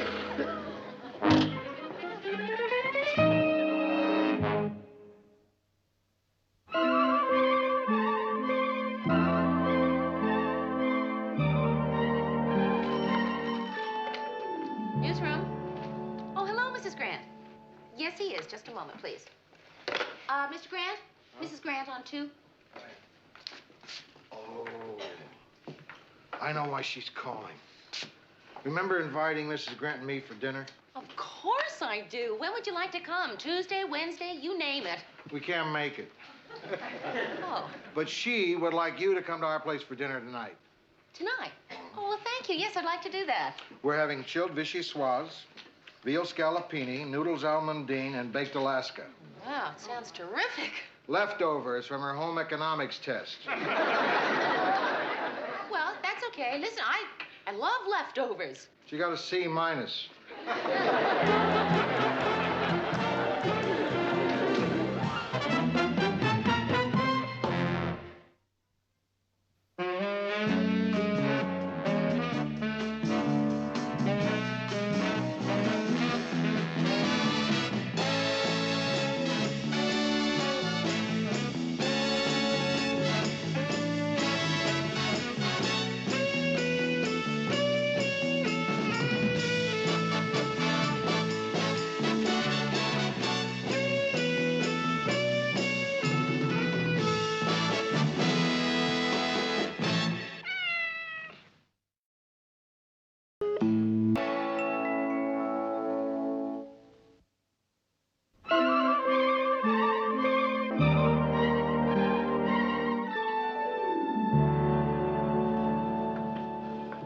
Say, did you meet the new receptionist? She's such a warm girl. I'll say she's warm. I introduced myself and she hugged me. The entire time we talked, she kept touching me as though she couldn't believe I was real. Well, we all have that problem with you, Ted. I just got hugged out there. It's happening to a lot of people. Hi. Hi, Mary. Did she get you too, Mary? Did who get me? They got a new receptionist downstairs. Didn't you see her on the way up? No, there was a crowd in the lobby area, though, around the reception desk. What'd she like? Mary Richards! She's very friendly. Hi there. Hi! Don't you know me? Well, yes, of course I know you. You're the new receptionist. Think back, Mayor. Didn't you go to camp when you were a little kid? Yes. Yes, I did. I went to Camp Sunshine for 5 years, and that's where I know you from. No. Camp Umwuck. Didn't you go to Camp Umwuck in 1950? I did. I went to Camp Umwuck 1 year, and that's where I know you. No. That's it! Yes! Camp Umwuck. It's me. Twinks. Twins! Well. You haven't changed a bit. How are you? Oh, I'm just fine, Mayor. Oh, well. How are you? Just fine. Oh. Twinks and I were friends in camp. Yes, best friends. And we haven't seen each other in, 18 years. Yeah, not since we were 12. That makes them 30, Ted. Wow. After 18 years, what do you say? What's new? Well, they moved the camp to the other side of the lake after it burned down. And my father retired, Yeah. and I got a new car, and I'm getting married. Hey, And that's terrific. No kidding. Well, yeah, the old car needed 4 new tires, so. Getting married. Oh, yeah. Well, that's why I moved to Minneapolis, to be closer to my fiancé.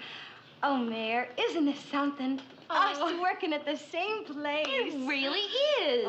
Oh, Mayor, tell me what's new with you. Well, I moved here, Mary, about, don't you have some work to do? Yes, sir. Sorry, I really have to get to work. Yeah, me too. How about dinner tonight? Fine. Oh, I have so much to tell you about the kids at camp. You still keep up with some of them, do you? All of them. I still put out... Can't remember me? So, what's wrong with that? What's wrong with that? There I was, surrounded by 300 drunken ex-privates. And suddenly, I didn't have rank on them anymore. It's amazing how they remembered all the little slides that I committed in boot camp 20 years ago. Hey, about 20 years ago, you and I were both in camp. Of course, some of the reunions I've been to haven't been so bad. Right there in that same hotel, I went to a Notre Dame reunion. It was terrific. I didn't know you went to Notre Dame. I didn't, but those guys really know how to throw a bash. Word to the wise, Mary. The best kind of reunion is one where you don't know anybody. I'll keep that in mind. Yeah.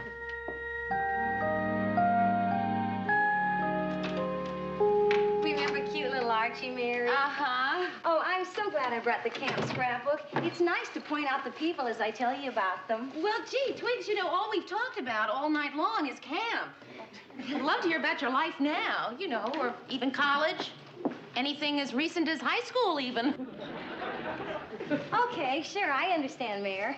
Hey, look what you wrote here. Too good to be forgotten.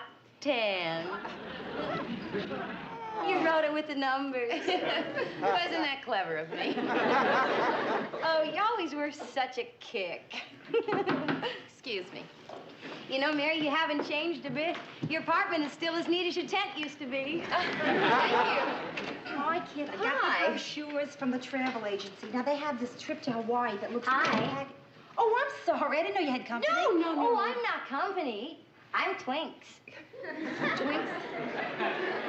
Rhoda Morgenstern, Twinks McFarlane. Twinks. We know each other from Amwak. Amwak. You know, Camp Amwak. Twinks just got a job at the station. She's the new receptionist. Receptionist. Ah, well, that's the word I know.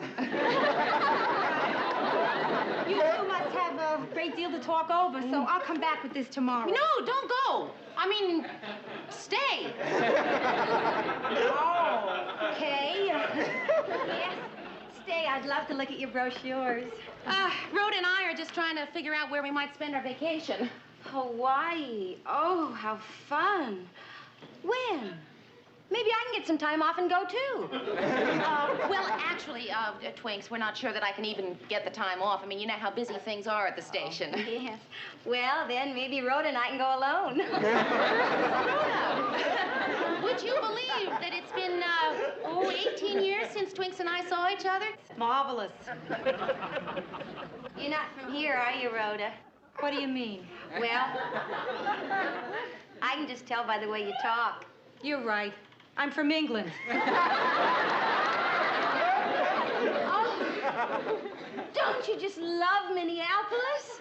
I just love everyone I've met here. Listen, I gotta go. Nice meeting you, Twinks. I'll see you tomorrow. Oh, I gotta run, too. I'm running late as usual. My fiancé will kill me. He says since I've been here, I've spent so much time with all my new friends that I hardly see him at all. I'll get your coat. I'll help you. Oh, Mary, it was so much fun tonight. How about lunch tomorrow? Well, tomorrow, I know that I'm doing something. I just, can't think what it is. Has that ever happened to you, Rhoda? No, never. Well, that's okay. I'll pencil you in for Thursday, then. Then we can make plans for the weekend later. Oh, Rhoda. I'm on a big diet. I don't eat all week. And I fast on weekends. Oh, that's all right. I'm sure we can find something non-fattening to do, like window shopping. I know we'll have lots in common. Bye, Mare. Bye, Twinks. Bye, Rhoda. Goodbye. Twinks, huh? Uh-huh. What? I just figured out what Twinks must be short for. Tiddlywinks. What a night. You just can't imagine. I had to be there, huh? And unfortunately, I was. Well, you met her, and you know what old camp stories are like. How would I know about camp? Oh, come on. You must have gone to camp. No. Actually, I did go one summer to a day camp in the Bronx. Camp Edelman. Camp Edelman? Yeah. I was 12 years old before I knew Edelman wasn't an Indian name. It was from 1 to 3 in the afternoon. You got there and you made some ceramic monstrosity in arts and crafts. Then you drank warm orange drink from a carton. Then you went home. You don't know what a deprived childhood is until you've sung campfire songs on the subway. Too good to be. I was 12 years old. Well, I guess we talked about camp enough for one night. Oh, that's all right. Listen, we didn't just talk about camp. You think that's all we talked about? Talked about other things. Yeah? Talked about her fiancé. Oh, what's he do? He's a counselor. Marriage? Camp.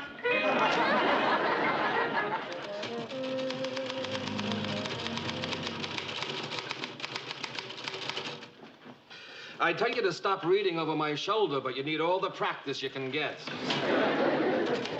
Hi. You're late, Mayor. I know. I had to walk up 10 flights of stairs. What, is the elevator out of order? No, but it stops at the reception area, if you know what I mean. Twinks is getting to you, too, huh? You know, there are some people who don't see each other for years, and it doesn't matter. They can just pick right up where they left off and be great friends. Yeah. Twinks isn't one of them. Last week, we finally ran out of camp talk. Yes, finally. And we had nothing left to say to each other. Well, maybe she'll get tired of this place and look for a new job. Yeah, and I know the perfect one for her. Greeting planes in Hawaii. That friend of yours, I'm going to give her about one more chance. What? To stop hugging me. Rudeness doesn't work. Nastiness doesn't work. She just keeps right on coming. She refuses to take a hint. Why don't you tell her to leave you alone? That was my hint. Hey, why do you keep doing this to me? Oh, this thing is just getting bigger and bigger, and I'm just going to have to ease out of the whole friendship thing with her. Well, how are you going to do that, Mary? I'll just go out there and tell her that I'm going to be very busy for the next few weeks, that I will call her when I'm free. It's as simple as that. Maybe I'll do it by phone. Can't face her, huh, Mary? Say, Mayor, I'd like to test this item on our show tonight. See what you think of it. Twinks? Hi, Mary. Listen, Twinks, Oh, really? How wonderful. Well, sure, I'd love to. The 12th. Yes, I make a note of it. The 12th. Right. Bye, Twinks.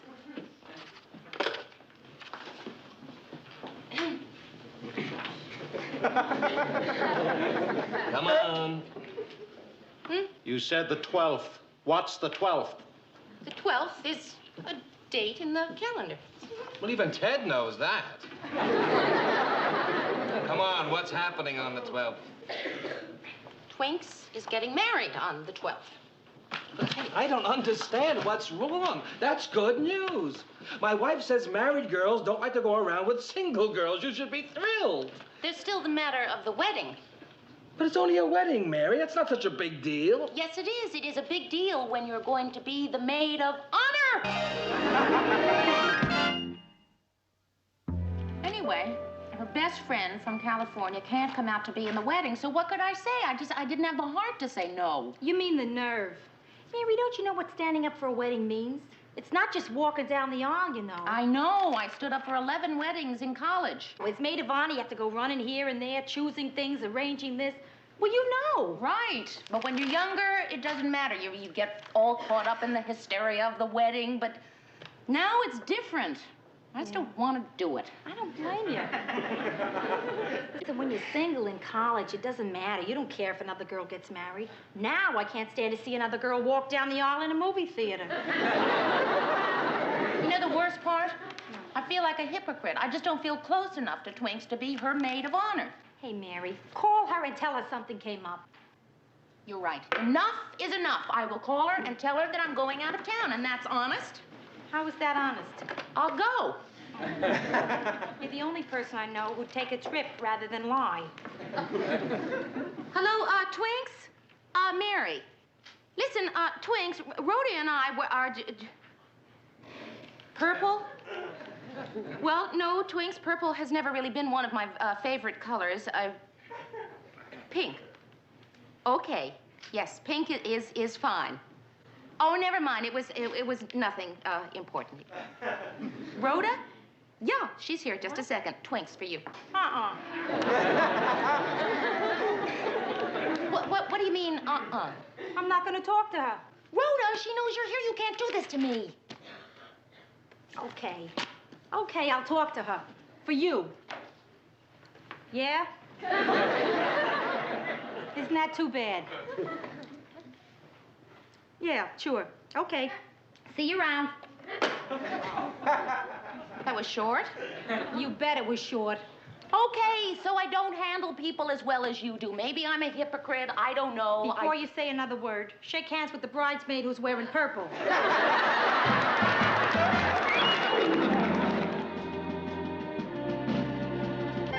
Hi, Tommy. How's the social event of the season coming along? Well, the rehearsal dinner is tonight, and then it'll be all over tomorrow. And I am just going to make it. You know, I'm overdrawn at the bank for the first time in my life. I don't believe it. What? A mimeographed wedding invitation. Aren't they usually engraved? Will someone tell me what this is all about? What is this? Mr. and Mrs. Simon McFarland request the honor of your presence at the marriage of their daughter, Rochelle Margaret, to Mr. Arnold Tvet. There he goes again. Can't you read anything without mispronouncing it? How would you pronounce that then? Tvet. T-V-E-D-T. Oh, must be a typo. What is a Tvet? The name, Arnold Tvet. Huh.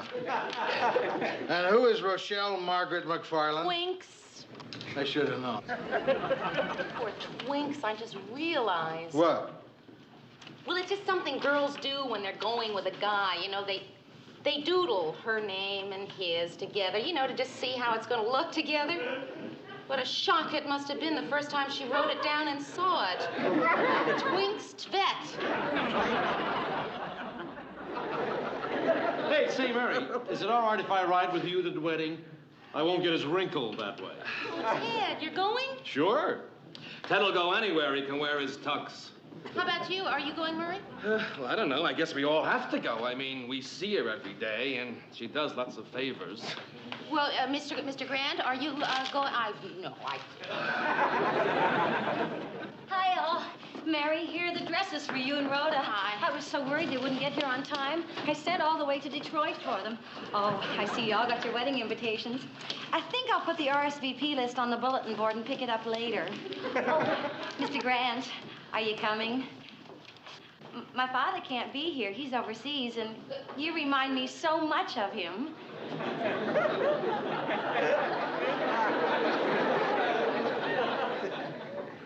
I'm not going to have to give you away or anything, am I? Oh, no. I just want you to be there. Yeah, all right. Oh, I'm going to miss you all so much. Yeah, same here. Oh, what a beautiful thing to say. I guess it's the way I put things. Oh, Mary, I still can't get over that rehearsal. I can't hear you, Rhoda. The stuff packed around the dress is making too much noise. I said that rehearsal. If that's any indication of what the wedding's gonna be, we're in for a lot of laughs. What'd you think of Arnold? You know, it's funny how some people look like their names. Like, I once knew this guy named Fox. And this guy named Fox had red, bushy hair and little beady eyes. Now, Arnold, he looks just like a Tvet. Hey, what's taking you so long, kid? I want to see the dress. Mary, are you having trouble in there? Mary. Yeah. Oh, it's bad, huh? Well, come on out, kid. How bad could it be?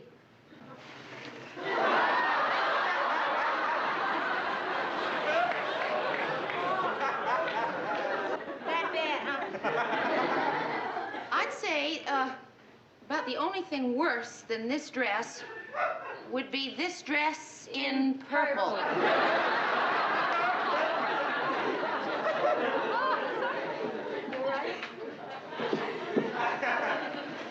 Who would have thought that the stuff I said was packed around the dress was the dress?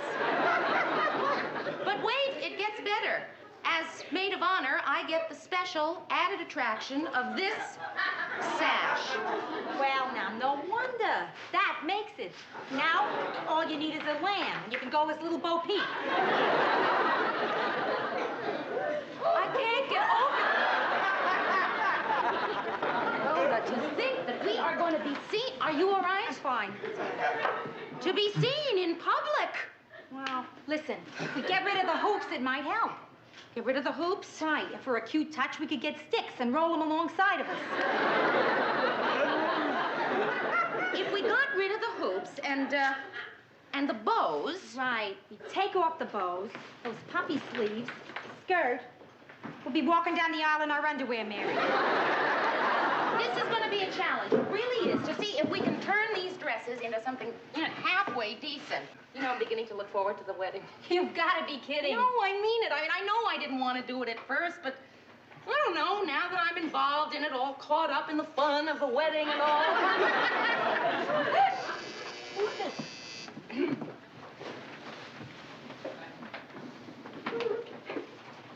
Hi, Twinks. Hi. Oh, you've got it on. I was hoping to get here before you opened the box. I wish you had. Twinks, what is it? Tell me. I can't. Did you and Arnold have a fight? Oh, no.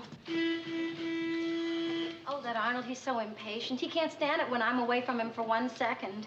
Isn't that cute? Will you tell me what's wrong? Mary, my very best friend is flying out after all, and You want her to be the maid of honor? That's it. Oh, you're not mad? I knew you'd understand, Mary. Oh, that's Arnold. Listen, I better go tell him to wait while you take off the dress. Take off the dress? Yes, so Patsy can wear it. Well, I just paid for it. Oh, Mare, I couldn't get another dress from Detroit by tomorrow. Sure, you and she can work something out money-wise. Oh, isn't it lucky that you're both the same size? Oh. That must be the prerequisite for being her best friend. You gotta be a size 8. Mary, that is why I stay away from warm, friendly people. They get you every time. Yeah, she did get me a little, didn't she? A little? Mary, you've been running yourself ragged for her, planning a wedding, giving her a shower, buying gifts. Just because you shared a bunk 18 years ago. And then she comes in here and does this? It's ridiculous. Frankly, it's not my idea of a friendship. And you're just gonna take it, aren't you? Maybe I won't. Yes, you will. You always do. Well, just maybe this time I won't, that's all. Oh, thanks, Mare. Oh, Arnold. We were thinking it would look better without the hoops. Listen, Twinks. You know, I've been sort of running myself ragged for you the last couple of weeks, giving showers and gifts and everything because I thought you were my friend, and now you come in here and tell me some other girl is just going to walk down the aisle in my dress, and you know, that somehow bothers me. I mean, frankly, that's just not my idea of friendship. You're right, Mary. It might look better without the hoops. I'll see you at the wedding. Bye.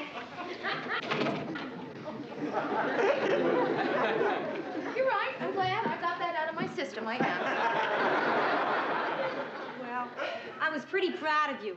However, it might have been more effective had she heard you. Why? It wouldn't have made any difference at all. There was no getting through to that girl. She doesn't listen. She doesn't hear. It's like talking to a wall. What are you getting so excited about? It's all over. And frankly, I don't really mind. But I do. I'm still a bridesmaid.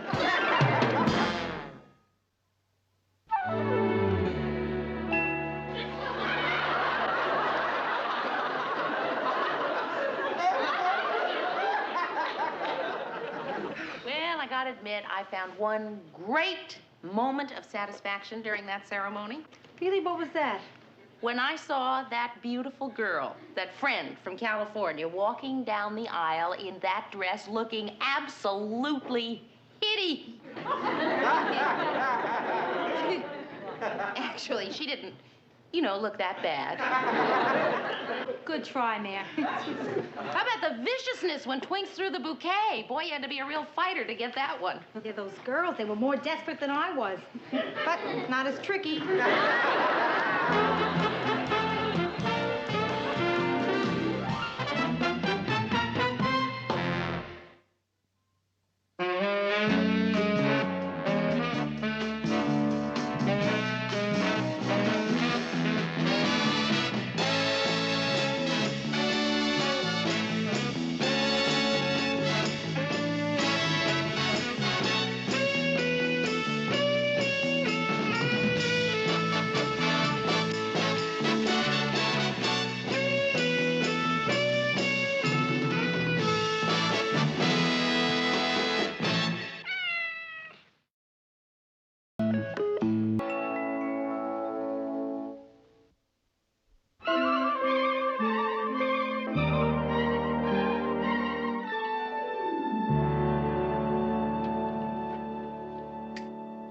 Thanks again for the ride, Chuck. It was really nice meeting you. We have to do it again sometime. Yes, I'd like that. Well, I'll see you again. Bye-bye.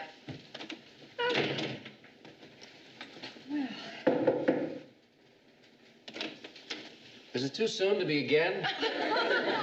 No, of course not. Come on in. We don't mind. If your wife doesn't. What makes you think I'm married? Anybody who looks like you has got to be married. Really? How do I look? Great. What do you think, Mayor? Well, I think that I don't know why we're talking about whether or not he's married. Even though he hasn't told us whether or not he is. Well, I'm not. Sit down, Chuck. Thank you again for the lift. I really thought we were going to spend the night in the gas station waiting for her car to be fixed. I don't know what I'm going to do about that car, Mayor. 3 new batteries in 2 weeks. I'm getting sick of driving into gas stations and saying, a gallon of gasoline and a new battery, please. Well, I'll tell you, your car may not be much, but you've certainly fixed your apartment up great. Thank you. We like it. How long you lived here? About 2 8 years. months. You see, Chuck, I moved in first. Now that's beautiful. Oh, yeah, we like it. You can see almost the entire skyline of downtown Minneapolis. Oh, yeah, I didn't notice that. I was looking at maple tree out there. Oh, yes.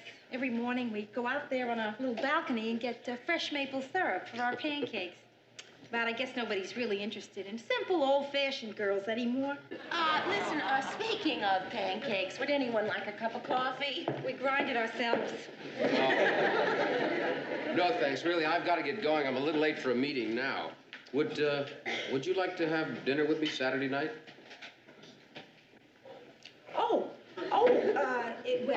I realize it's short notice, Oh, but... no. Short notice is when you ask me Sunday morning for Saturday night. Chuck, I would love to have dinner with you. Well, great. How's 8 o'clock? It's a nice hour. Well, it's nice meeting you, Mary. Nice meeting you, and thank you again for the ride. My pleasure. I'll see you Saturday night, huh? Yes, Saturday, Chuck. Bye. Mary, did you notice what just happened here? Well, let's see. You mean you accepted a date? That's right. An extremely attractive person had his choice of asking 2 women out, you and me, and he chose me. That doesn't happen too often. Well, I guess he just prefers the old-fashioned type. And this apartment, why did you tell him it was ours? Mary, a guy like that walks in here and admires the place. You want me to tell him it's not mine? Rhoda, that's not exactly honest. What do you mean, not exactly honest? It's a lie. Okay, would you just stop kidding for a minute, because I'd like to say something. What? No, I wouldn't. Because if I do say something about whether or not you should go out with Chuck, I know that you're going to think that I'm... jealous. Jealous? No, not at all. But honestly, Rhoda, how much do you know about him? Look, it's not like it was a pickup in a bar. Okay, so we met him at a gas station. It wasn't just any gas station. They sell name-brand gasoline there. Okay, forget it. I'm sorry I mentioned it. Oh, I'm sorry. I thought you were kidding. What's happening with Rhoda and that guy? Are they still dating? Oh, you mean Chuck? Yeah. Yeah. Are they still going to those expensive places for lunch and dinner? Well, Murray, I'm sure Mr. Grant isn't interested in all this. Don't worry about me. I'm not even listening. Do you know that she still hasn't told him that we're not roommates? Last night I had to go to a movie I didn't want to see just because he was coming over for dinner. No kidding? What's the movie?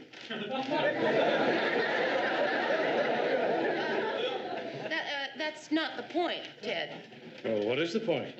The point is that she is very interested in him, and I would be delighted for her, except that one thing bothers me. What's that, Mary? Well, he keeps spending all this money on her, and he doesn't seem to do anything for a living.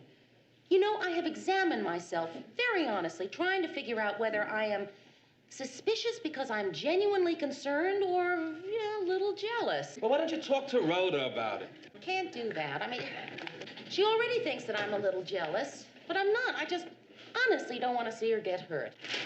Okay. Okay. Some of this I couldn't help overhearing. And I know what you mean. Why? Because I am the father of 3 daughters. And once in a while, one of them would bring home a boy I felt sure was up to no good. Used to drive me crazy wondering what was going on. Just drove me right up the wall. But I learned 3 things. I learned that you have to let people make their own mistakes. I learned that I was wrong about almost every suspicion I had. I learned how to follow somebody in a car without being spotted.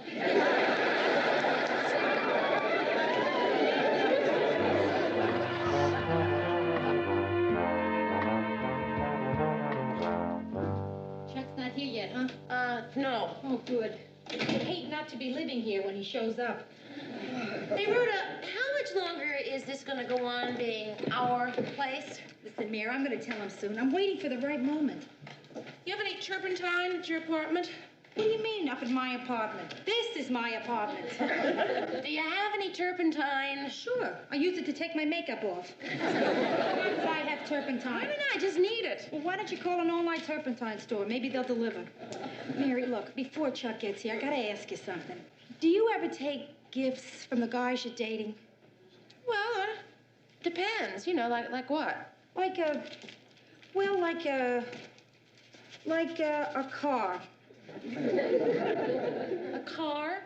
He gave you a car? No, he didn't give me a car. He offered me a car.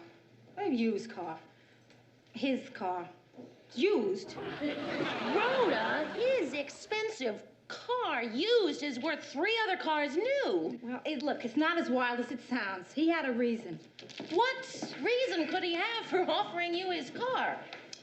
I said I liked it. Rhoda, look, I hope you don't think that I'm being overly concerned, but I think that offering you a car is not normal. That's what I thought, Mayor. And there've been some other things I've been worried about, too. Like what? Well, like he asked me, does it make any difference what he does for a living? I said, of course not, lying through my teeth. The way I figure it, any man who says, does it make any difference what I do for a living, is probably not a United States Senator. All right, well, let's try to figure it out. Now, who has lots of money and plenty of free time and can't even mention what his work is? Mary, I have been up with that one all night long, and I can only come up with 2 occupations. Spying and organized crime. Rhoda, there are no spies in Minneapolis. Okay, all right. I know he's not a spy. I'm as sure of that as I am that he is in organized crime. Rhoda! Think about it, Mayor. He drives a foreign car, black. He's spending a lot of money, a lot. And he never seems to work. Besides that, he's always going off to meetings somewhere. Well, now that's something. Organized criminals do meet a lot, don't they, to plan and everything. Right. It's my feeling. No, I can't be. And that's him. I don't know what I'm being so picky about. Back home in New York, anybody out on bail was considered to be a professional man.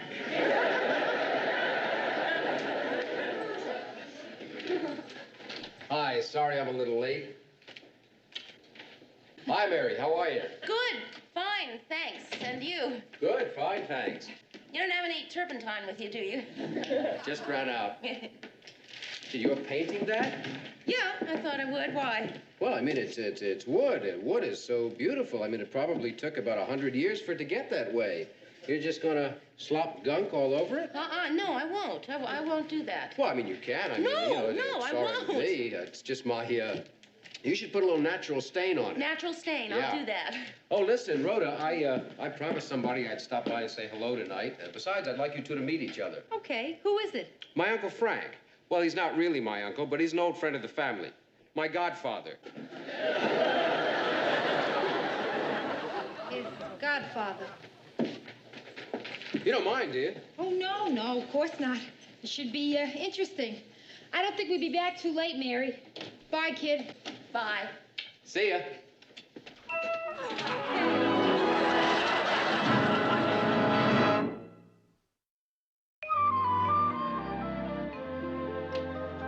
Mary? I guess she went out. Good. Chuck. Well, she always seems to be here. Yeah, that's the trouble with having roommates. You want a drink? Well, you got any scotch? I'll check. Okay. Would you like some music? Yeah, music. How do you turn this thing on? I don't know. You don't know how to turn on your own record player? Oh, well, see, Mary does that. Sure, we divide up the work around here. I do the vacuuming and laundry, she turns on the record player. Did you say scotch? Well, whatever. What do you got? Well, you know, I can't find where she keeps her liquor. Her liquor? Oh, well, yeah. See, we each have our own supply, and I'm out, so... Oh, well, it doesn't matter. I mean, I didn't really want anything anyway. Hey, your godfather is really nice. Yeah, he liked you, too, I could tell. How could you tell? Well, he talked about his work so much. He never does that. That sort of runs in your family. Okay, I guess I've been keeping it from you long enough. If you want to keep it from me a little longer, it's all right. No. If you don't want to see me anymore after I've told you, I'll understand. Chuck, it would have to be pretty bad. Sit down. Okay. Well, you see, now, for the last 10 years, I worked for, and I was finally made a vice president of the Hercules Lawnmower and Snowblower Company. I wish you'd been honest with me in the beginning. I would have broken it off right then. You know, I must admit it occurred to me. Sometimes I'd wake up in the middle of the night. It would hit me. Maybe he's a vice president of the Lawnmower Snowblower Corporation. And I'd say, no, Rhoda, put it out of your mind. It can't be. Not that. Are you finished? Yeah, I'm finished. May I continue? Mm-hmm. Would you sit down? Now, one night a couple of months ago, I noticed that sales of our number 62 combined mower blowers were down 1%. And I was upset. I mean, I was really upset. I was taking my fourth antacid pill when it hit me. I mean, what's the difference? How many Hercules mower blowers are sold in Minneapolis? Offhand, I can't answer that question. Well, I can't either. That's why I quit. Quit? Job that had to pay what, the $30,000? Yeah, I quit a couple of months ago, and now my vacation is almost over because I've got just about enough money left to do what I've always wanted to do since I was a kid. Buy out a candy store. Don't do it. I did it last week. It's not all it's cracked up to be. Okay, I won't interrupt you again, Chuck. I promise. I'm going to go back to college. All right. For 2 years. Okay. Because I want to get another degree. Terrific. So that I can become a forest ranger. Rhoda? Eucalyptus. What do you say? You think I'm crazy for doing this, don't you? No, I don't think you're crazy. As long as forest rangers make $30,000 a year. No, it's more like 9,000. You're crazy. Rhoda, look, I don't want to spend the rest of my life worrying about how to turn a 4% profit into a 6% profit. I can understand how you feel, Chuck. I really can. You can? What I can't understand is why you feel you have to do something about it. Well, why don't you try it before you put it down? How can you try a thing like that? Well, look, I'm going on a camping trip this weekend. Come with me. Oh, gee, Chuck, I Oh, don't come know. on. It's just one weekend in the woods. Listen, I can come back later. Oh, no, Mary. Look, as a matter of fact, why don't you come with us, too? A bunch of us are going on a camping trip this weekend. Hey, gee, that sounds like fun. I haven't gone camping in years. You mean you did that one time? Oh, sure. Well, I'd better go now. Look, Rhoda, I'll call you tomorrow about the hike, huh? Yeah, about the high call. Good night, Mary. Good night. Come, you'll enjoy it. Okay. Good night, Chuck. Goodbye, Chuck. I should have known. Rhoda Pellegrini. It just doesn't sound right. Okay, what'd you find out? What does he do? What? He is a forest freak, that's what. Just because he asked you to go on a hike? No, because he just gave up a vice presidency of a big company to go back to college to study to become, get this, a forest ranger. A forest ranger? Why? He has some stupid idea about being happy. Why couldn't I met him 5 years ago? By now, I could have had him so far in debt, he couldn't even think about being a forest ranger. I don't even know what they do. Well, they stand around in towers and look through, you know, for forest fires. Yeah, that's it? Can you imagine me living up in a tree house with a guy in a Boy Scout hat? Think of the exciting evenings when Chuck is there pressing leaves into a book. Or when we have Smokey the Bear over for dinner. Hey, Rhoda, this is really a guy you like, right? Oh, yeah. Good point. Okay, kid. I'm gonna try it. The hike. Maybe he's onto something. Good for you. Oh, Mary. What? All that fresh air. My lungs have been raised on exhaust fumes and industrial waste. I'm not sure they can take the shock. Tonight, this reporter will be at the Twin Cities German-American Society to serve as a judge in the annual potato pancake contest. This is Ted Baxter wishing you out there in television land a wonderful weekend, and to all my German friends who've weiter seen. Oh, boy. Now that he's demolished English, he's branching out. Oh, Mary, Marie wanted me to ask you over for Sunday brunch. Oh, gee, Murray, I'd love to, but I can't. I'm going on an overnight hike. Hey, not bad for making up a quick excuse. No, it's not an excuse. I really am going hiking. Mm-hmm. And who you going hiking with? With Rhoda and Chuck and some of his friends. Chuck? Isn't that the same guy you were so suspicious about? Yeah. It turns out he's an executive who's dropped out and is going back to college to become a forest ranger. You have to admire him for that. You know, if I didn't have a wife and kids... Yeah? I probably still wouldn't do it. Hi, guys. Speaking of dropouts... Oh, Murray, really, have you ever thought about it? If you could do something different with your life, you know, anything at all, what'd you do? Oh, I do a lot of things. I'd climb some of the world's great peaks. I'd build a little kind of raft and sell it to Tahiti. Wallpaper my rec room. But when you're married, you learn to compromise. How about you, Mr. Grant? Me? I'm happy just doing what I'm doing. I'm happy running this newsroom, and I'm happy telling people that this conversation doesn't interest me.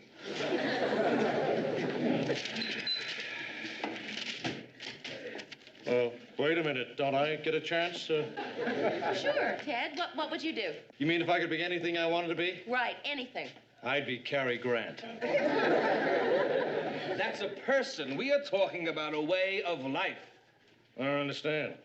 What else is new? Good night. See you on Monday. Happy hiking. Oof, whiter scene, Mayor. Now, look, Ted, just forget about a specific person. Now, what would you like to do if you dropped out? You mean if I couldn't be Cary Grant? Right.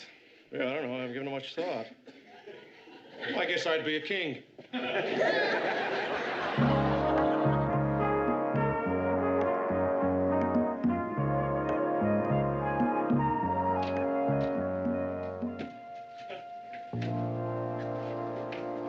Rhoda, you want to come in? I want to. I don't know if I can.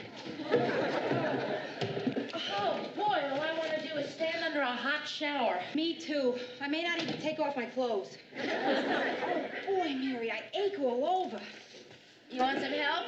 Oh, no, I think I can ache all by myself. You know, you probably wouldn't be so exhausted if you hadn't carried all that extra junk with you. The makeup case, all the extra clothes. You're the only girl in the hike who dressed for dinner. That's true. But you'll never know the thrill of having a raccoon watch you change. Mary, tell me something, because I missed it. Why do people hike? Well, you learned something about survival, didn't you? I learned about survival in the New York subways. Okay, Rhoda, but a forest is a lot prettier than a subway. It depends on the stop. Oh, Mary, let's face it. I just didn't fit in with that group of Chuck's friends. All those tall, Nordic Amazon girls with the long blonde hair and rosy cheeks. Wait a minute, I was on that hike. I don't have long blonde hair. Of course, my cheeks do get a little rosy, don't they? And your personality is definitely blonde. I know what you mean about Chuck's friends, though. You know, I don't think I've ever been in a group of 8 where 3 of the men were named Sven. Of course, last night around the campfire, you gotta admit, that was kind of fun, singing the old camp songs. Oh, yeah, sitting around a fire singing 100 bottles of beer on the wall. Terrific. Wouldn't have been so bad if when we'd finally gotten down to the 1 bottle of beer on the wall, one of those Svens hadn't yelled, "One more time!" I want wildlife. I want wildlife, not wildlife.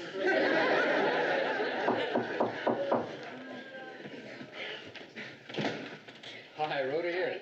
Just barely. Come on in. I was, just leaving. Rhoda, if you want me, I'll be upstairs at Florence's. Who? Florence's. Oh, yeah, Florence.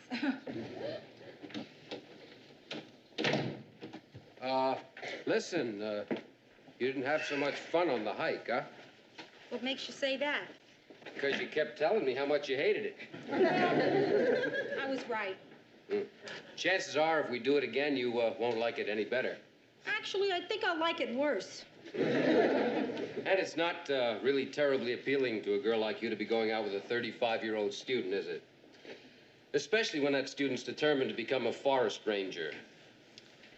We don't seem to have too much going for us, do we? I guess not. Maybe I'd better just bow out of the picture then. I didn't say that. Did you hear me say that? I don't think a person in this room heard me say that. I mean, I don't want you to bow out. Is that clear to you? I want you to bow into my... So we have totally different values. Let's not try to change one another.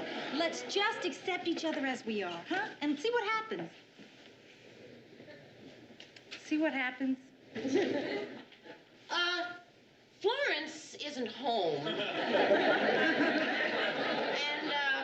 I don't know where she keeps her key. Do you know where Florence keeps her key? Yeah. As a matter of fact, Mary, it's very lucky I happen to have a duplicate. Good. Her key, right. Bye. Hey, Chuck, was it really all that bad being vice president of the Hercules Lawnmower Snowblower Company, huh? Dad, don't answer me. I promised myself I would never, ever ask you that question.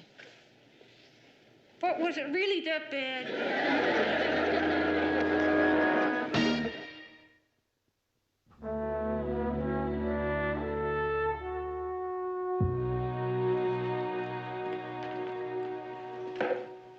What is that you're reading?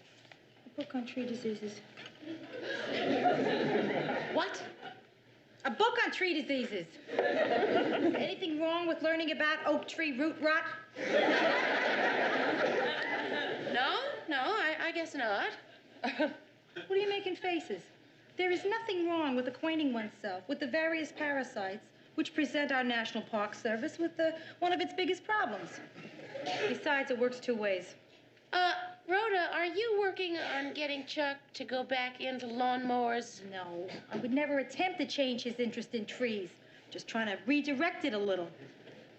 Do you know how much money there is in lumber? I'm not kidding you, a lot. Also, it's around something he loves. The smell of the wood and everything. Mary.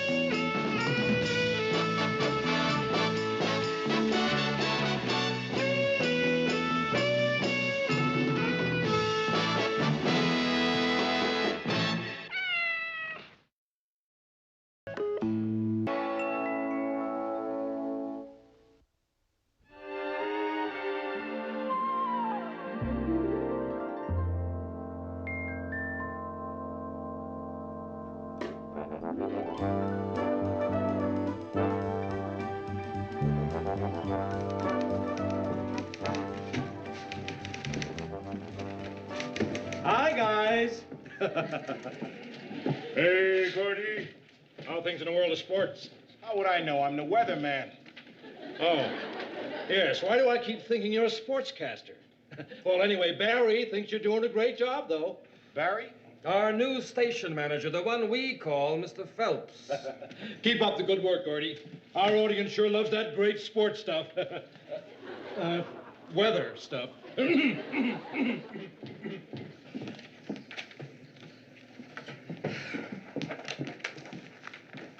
Mary, what's that you have all over your dress? Yellow feathers. Yeah, that's what I thought. Why do you have yellow feathers all over your dress? Because I was trying to console Big Chicken. Well, I find it hard to sympathize with a grown man that puts on a chicken suit every day and shows cartoons to 3-year-olds. Well, Murray, you ought to try. Uncle Potato got a higher rating than Big Chicken, and Mr. Phelps fired him. Gee, I'm sorry to hear that. I mean, he's really a nice guy. Who are you sorry about? Big Chicken? Mr. Phelps just fired him. Too bad. He was a great chicken. Oh, Lou. Lou. What is it, Ted? Just my whole life, my whole career, my life. Can it wait? Lou, they just fired Big Chicken. Since when have you ever been concerned about another human being? Well, this time I'm concerned. Big Chicken had a higher rating than I do. Quit worrying. Big Chicken had a higher rating than all of us, but I'm not worried. Well, why should you? They always blame the star. Besides, I don't think Barry likes me. Ted, he hasn't been here long enough not to like you. He's only been here a couple of weeks. Takes at least 3 weeks not to like you. I know. But he hasn't thanked me for my gift yet. You're still doing that, huh? Buying gifts for the new station managers. I'll never forget what you got the last one. $10. Well, he was a hard person to shop for. What'd you get Phelps that he didn't thank you for? An autographed copy of Winston Churchill's memoirs. You know, he was the Prime Minister of England. Yeah, I heard a rumor. Well, it's true. Where did you ever find a copy with Churchill's autograph? No, not Churchill's, mine. Barry, from Ted. Should have put my last name on it. Now he'll think it's Ted Martin of sales. Oh, what am I going to do, Lou? He's going to fire me. I just know he's going to fire me. I know it. Ted, calm down. Phelps doesn't own this station. Wild Jack Monroe owns this station. I've seen a dozen Phelps in that job since I've been here. I feel like J. Edgar Hoover watching presidents of the United States come and go. Now, if you're through, I've got a TV show to put on. Thanks, Lou. Newsroom. Just a moment, please. Ted, telephone. We'll find out who it is. It's Mr. Phelps. Hello, Mr. Phelps, sir. What now? Oh, no, I'm not busy. I'll be right there. Yes, I'll tell him. Barry, Mr. Phelps wants to see us all immediately. Well, I'll get Mr. Grant. Oh, I'll accept Lou. Let's go, gang.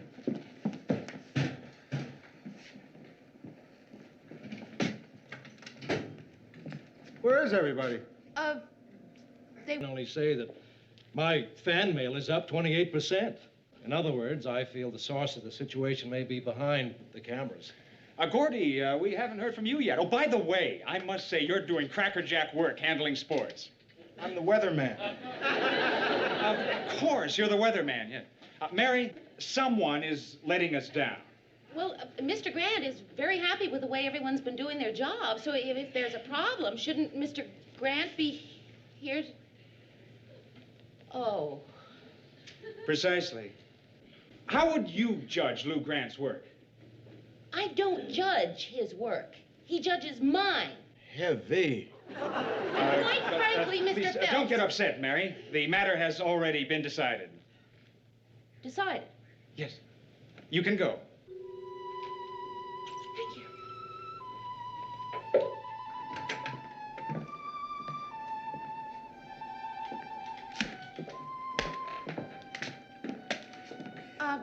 I'm sorry I took so long. There was a long line at the bank.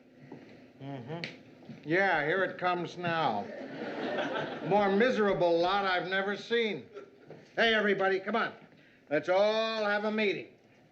Now, there's been lots of rumors going around about people being fired. And I just want to tell you all now that not one of you is going to be fired. Hey, that was a pep talk.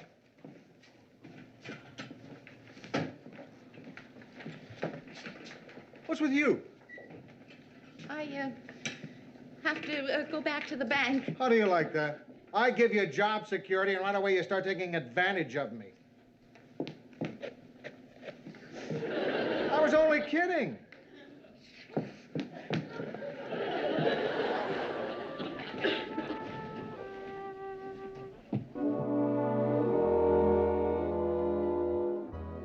So be with us at 11 tonight when our whole WJM news team will be back.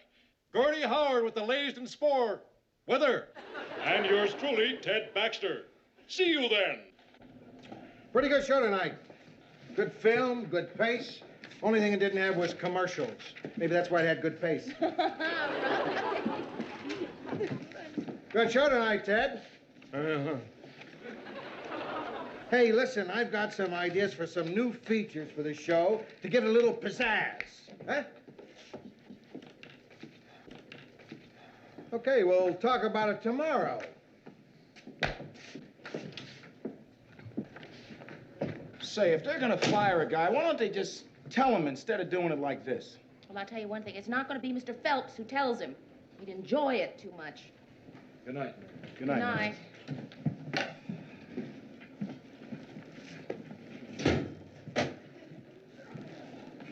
Mary, I can't take it anymore. I know what you're thinking, and I can't take it. I'm not thinking about you, Ted. All right, I did blame Lou for our low ratings. Maybe I am the main reason he's being fired, but that doesn't mean I don't love him. It was either him or me. Can't you understand that? Oh. Put him down for a physical.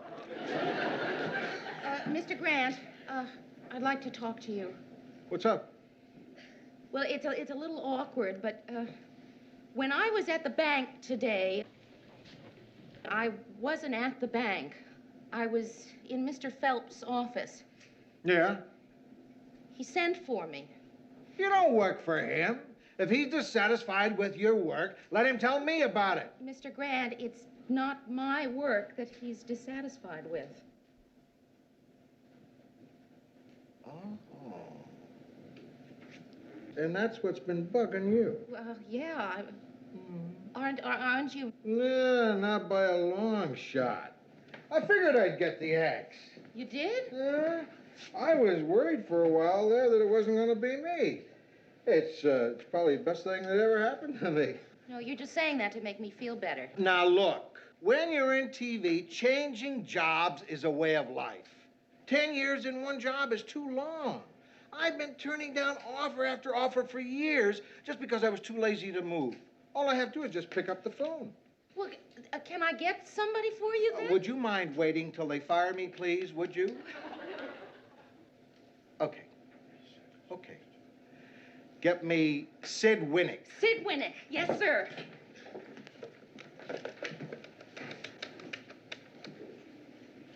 Is Mr. Winnick in? Lou Grant's calling. Thank you. Mr. Winnick's on too, Mr. Grant. Sid, about that job you've been pitching at me for 8.5 months, is it now? Yeah. Well, I'm suddenly available. I'm 45. What's that got to do with anything? Youth movement? Oh, that's beautiful. You're 63 years old and you're having a youth movement. Well, I'm all in favor of your movement, Sid. Why don't you fire yourself?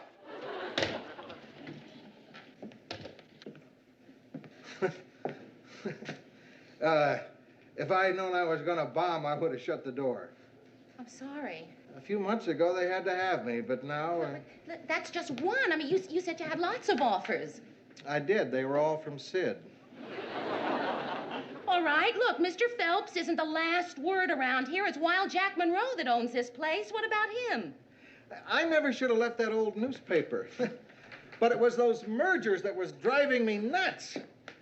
I got tired of telling people I worked for the Times, Globe, Herald, Journal, Chronicle.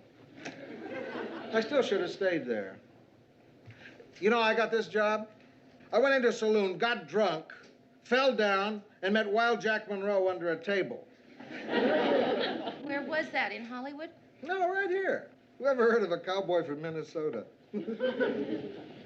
Guy made 300 grade B westerns, owns half the world, and lives on a ranch right outside Minneapolis. I think he raises snow. Why don't you go see him? Because I've got nothing to see him about, that's why. I'm not exactly a has-been. Hey. Associate producer, what do you think you're doing? I thought you'd like to talk.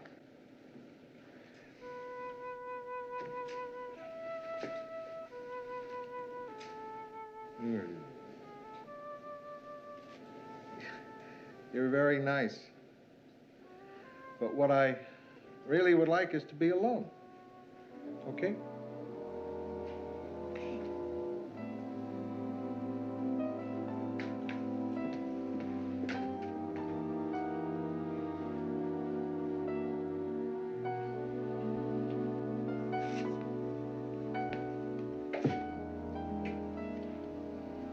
45 years old. If I was in politics, they'd call me the kid.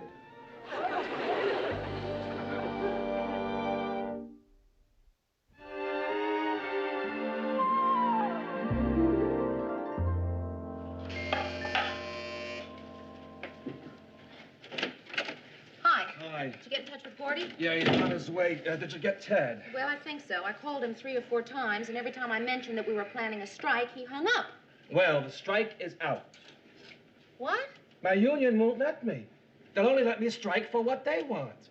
My union shop steward can't understand why I want to strike to save the job of someone in management. Okay, what about a very strong protest? Well, that's one idea. We'll discuss it when the others get here. Would you like an hors d'oeuvre? Oh, Mary, you weren't supposed to serve anything. There wasn't any trouble. Well, this is supposed to be a strike meeting. I hate to tell you this, but when the Teamsters have a strike meeting, they only serve cold hors d'oeuvres. Hi, Gordy. Hi, Mary. I think Ted will be here in a minute. What do you mean you think? Well, when I was parking my car outside, I saw him circling the block. He's probably afraid he's being followed. Yeah. You know, Ted doesn't exactly take it too lightly when he thinks someone's going to speak out against management. By the way, I can't strike. What, your union, too? My wife. She just told me we're going to have another baby. Oh, Gordy, congratulations. That's marvelous. What are you hoping for, a boy or a girl? Well, we got a girl, so I hope it's a boy. Oh, yeah. Hors d'oeuvres, babies. This isn't a protest meeting. It's a party. Thank heavens, I thought we were having a protest meeting. Well, look who dropped in. What'd you do, get tired of driving around the block? You saw me coming, huh? I wonder if anyone else did. Ted. I mean, someone from the other side. Your other side, not mine. I'm not taking part in this. Ted, will you please come in and relax? No one saw you come in here, but we need you.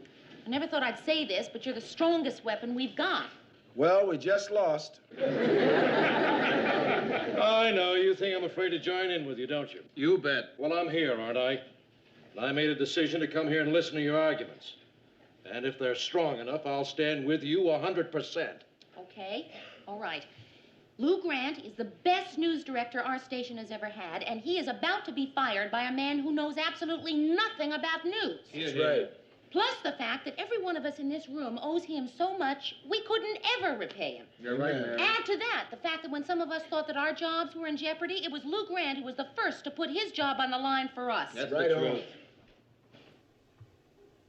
I'm afraid you're going to have to do better than that. The only way we're going to get him on our side is to convince him there's more money in this. I just don't like this strike business. We aren't going to strike, Ted. We're not? No, we're just thinking about presenting Phelps with some kind of petition. What good is a petition with 3 names on it? Yeah, but we're 4. No, you're 3. I vote we throw him out. Oh, now wait a minute, Murray. Maybe Ted has some ideas on this. Ted, if you were about to lose your job... No, I'm not about to lose my job. I know. But if you were, what would you do? You mean if Phelps were about to fire me? I'd see the man who owns the station, Wild Jack Monroe. You know, that's not a bad idea. Maybe Lou should go see him. No, Mr. Grant would never beg. Well, you see, now, that's exactly what I mean. How can you help a man who refuses to beg? What if all of us went to see him? Are you kidding? With a name like that, he must really be a weirdo. Murray, all cowboys have names like that. He was just Jack Monroe in the movies. He got the wild just for being himself. Look, Mary, I think a girl should go see him. Why? Because the guys don't want to. All right, okay, I will go see Wild Jack Monroe. Terrific. That's cleared up. Gordy, how weird is he? He is weird. Hey, I got one there. Hey, another one bit the dust. Hi, old friend. Mr. Monroe, listen, I came to see you about Lou Grant. Lou Grant. Well, he said that you personally hired him to be the news director at WJM. Oh, yeah, my station here in town. Well, Mr. Phelps is going to fire him. Oh, Slim Phelps, my new station manager. He's going to fire him, huh? Yes, sir. What's the matter? Is he one of them radicals? Mr. Grant? Oh, no, I'm always kidding him about being too conservative. Young lady, there ain't no such a thing as being too conservative. I said I was kidding. You know, that's one thing you can't be too careful these days. What with them long-haired hippies are running around with them wild clothes on, why, I can't... Oh, I'm okay. I'm a cowboy. I think I need a shot of Who Hit John. So they're firing him, huh? How old is this here, Grant feller? He's 45. Amazing. 45. You know, it's on my 45th birthday that the studio called me in and told me I was through. That's when I found out. You know that building that they fired me in? I owned it. You didn't know that? No, you see, I had this here accountant feller, and unbeknownst to me, why, he'd been investing my money for me. You name it, I owned it, lock, stock, and barrel, thanks to good old Slim Schwartz. That would be your accountant. Yeah, and I thought I was washed up. And you weren't, and neither is Lou Grant. That's why I came to see you. Well, I make it a point not to butt into the way my businesses is handled, but let me just kind of twist it around in my mind a while. I'll be a-getting back to you, Miss, Richards. Well, I'll be a-seeing you, Slim. Okay.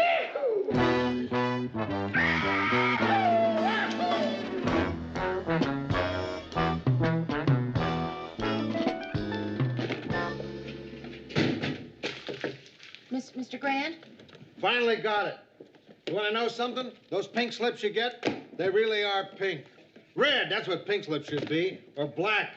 You fire a ballerina with a pink slip, not a newsman. But Mr. Grant... Don't talk. You start talking, pretty soon you'll be trying to organize a farewell party with punch and cupcakes. And everybody will chip in and buy me a shaving kit for a going-away present. And there'll be a secretary there who'll come over to me and she'll do this. Not for me.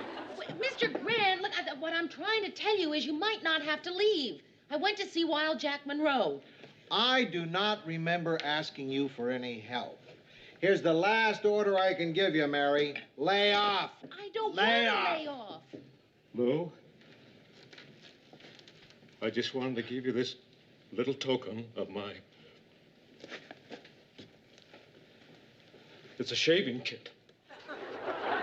Thanks. Oh, yeah, I'm getting out of here.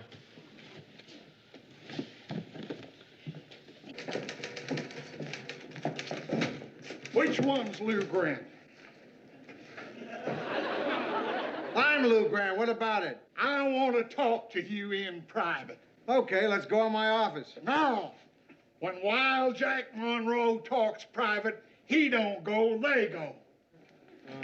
Hey, you, Slim, you're doing a great job with that sports news. Keep it up. I said keep it up. Don't worry. We'll get 100 Indians and come back. Now, not you, little lady. Didn't you and me have a hoop-de-doo one time or other? You could call it that. I lost 4 teeth myself. Dang! That is the best dang fight I ever had. Hey, the little lady tells me you're getting fired.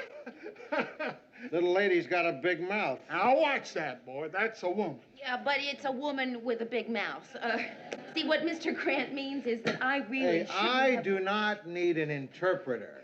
And I don't need any favors from you. I don't want this job. I'll work someplace else. Hey, I got a TV station in Boise, Idaho. Keep talking. you got the job. Hey, what? I got a shaving kit and a job in Boise, Idaho. I sure foxed you that time.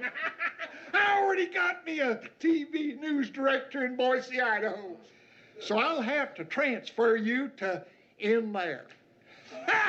Hey, come on out to the ranch house sometime. We'll open up a keg of nails. Welcome back. I suppose you feel like Mary Poppins or something? Well, no, actually, I'm a little disappointed. I thought I was next in line for your job. What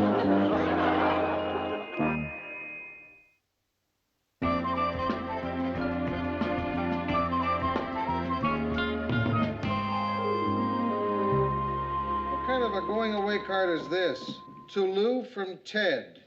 Forgive me, but I'm weak. Well, that could mean a million things. Could mean he's weak. How do you go about giving back a shaving kit?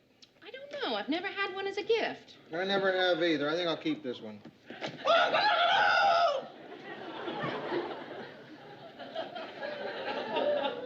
Sometimes I don't know whether I'm working or hallucinating.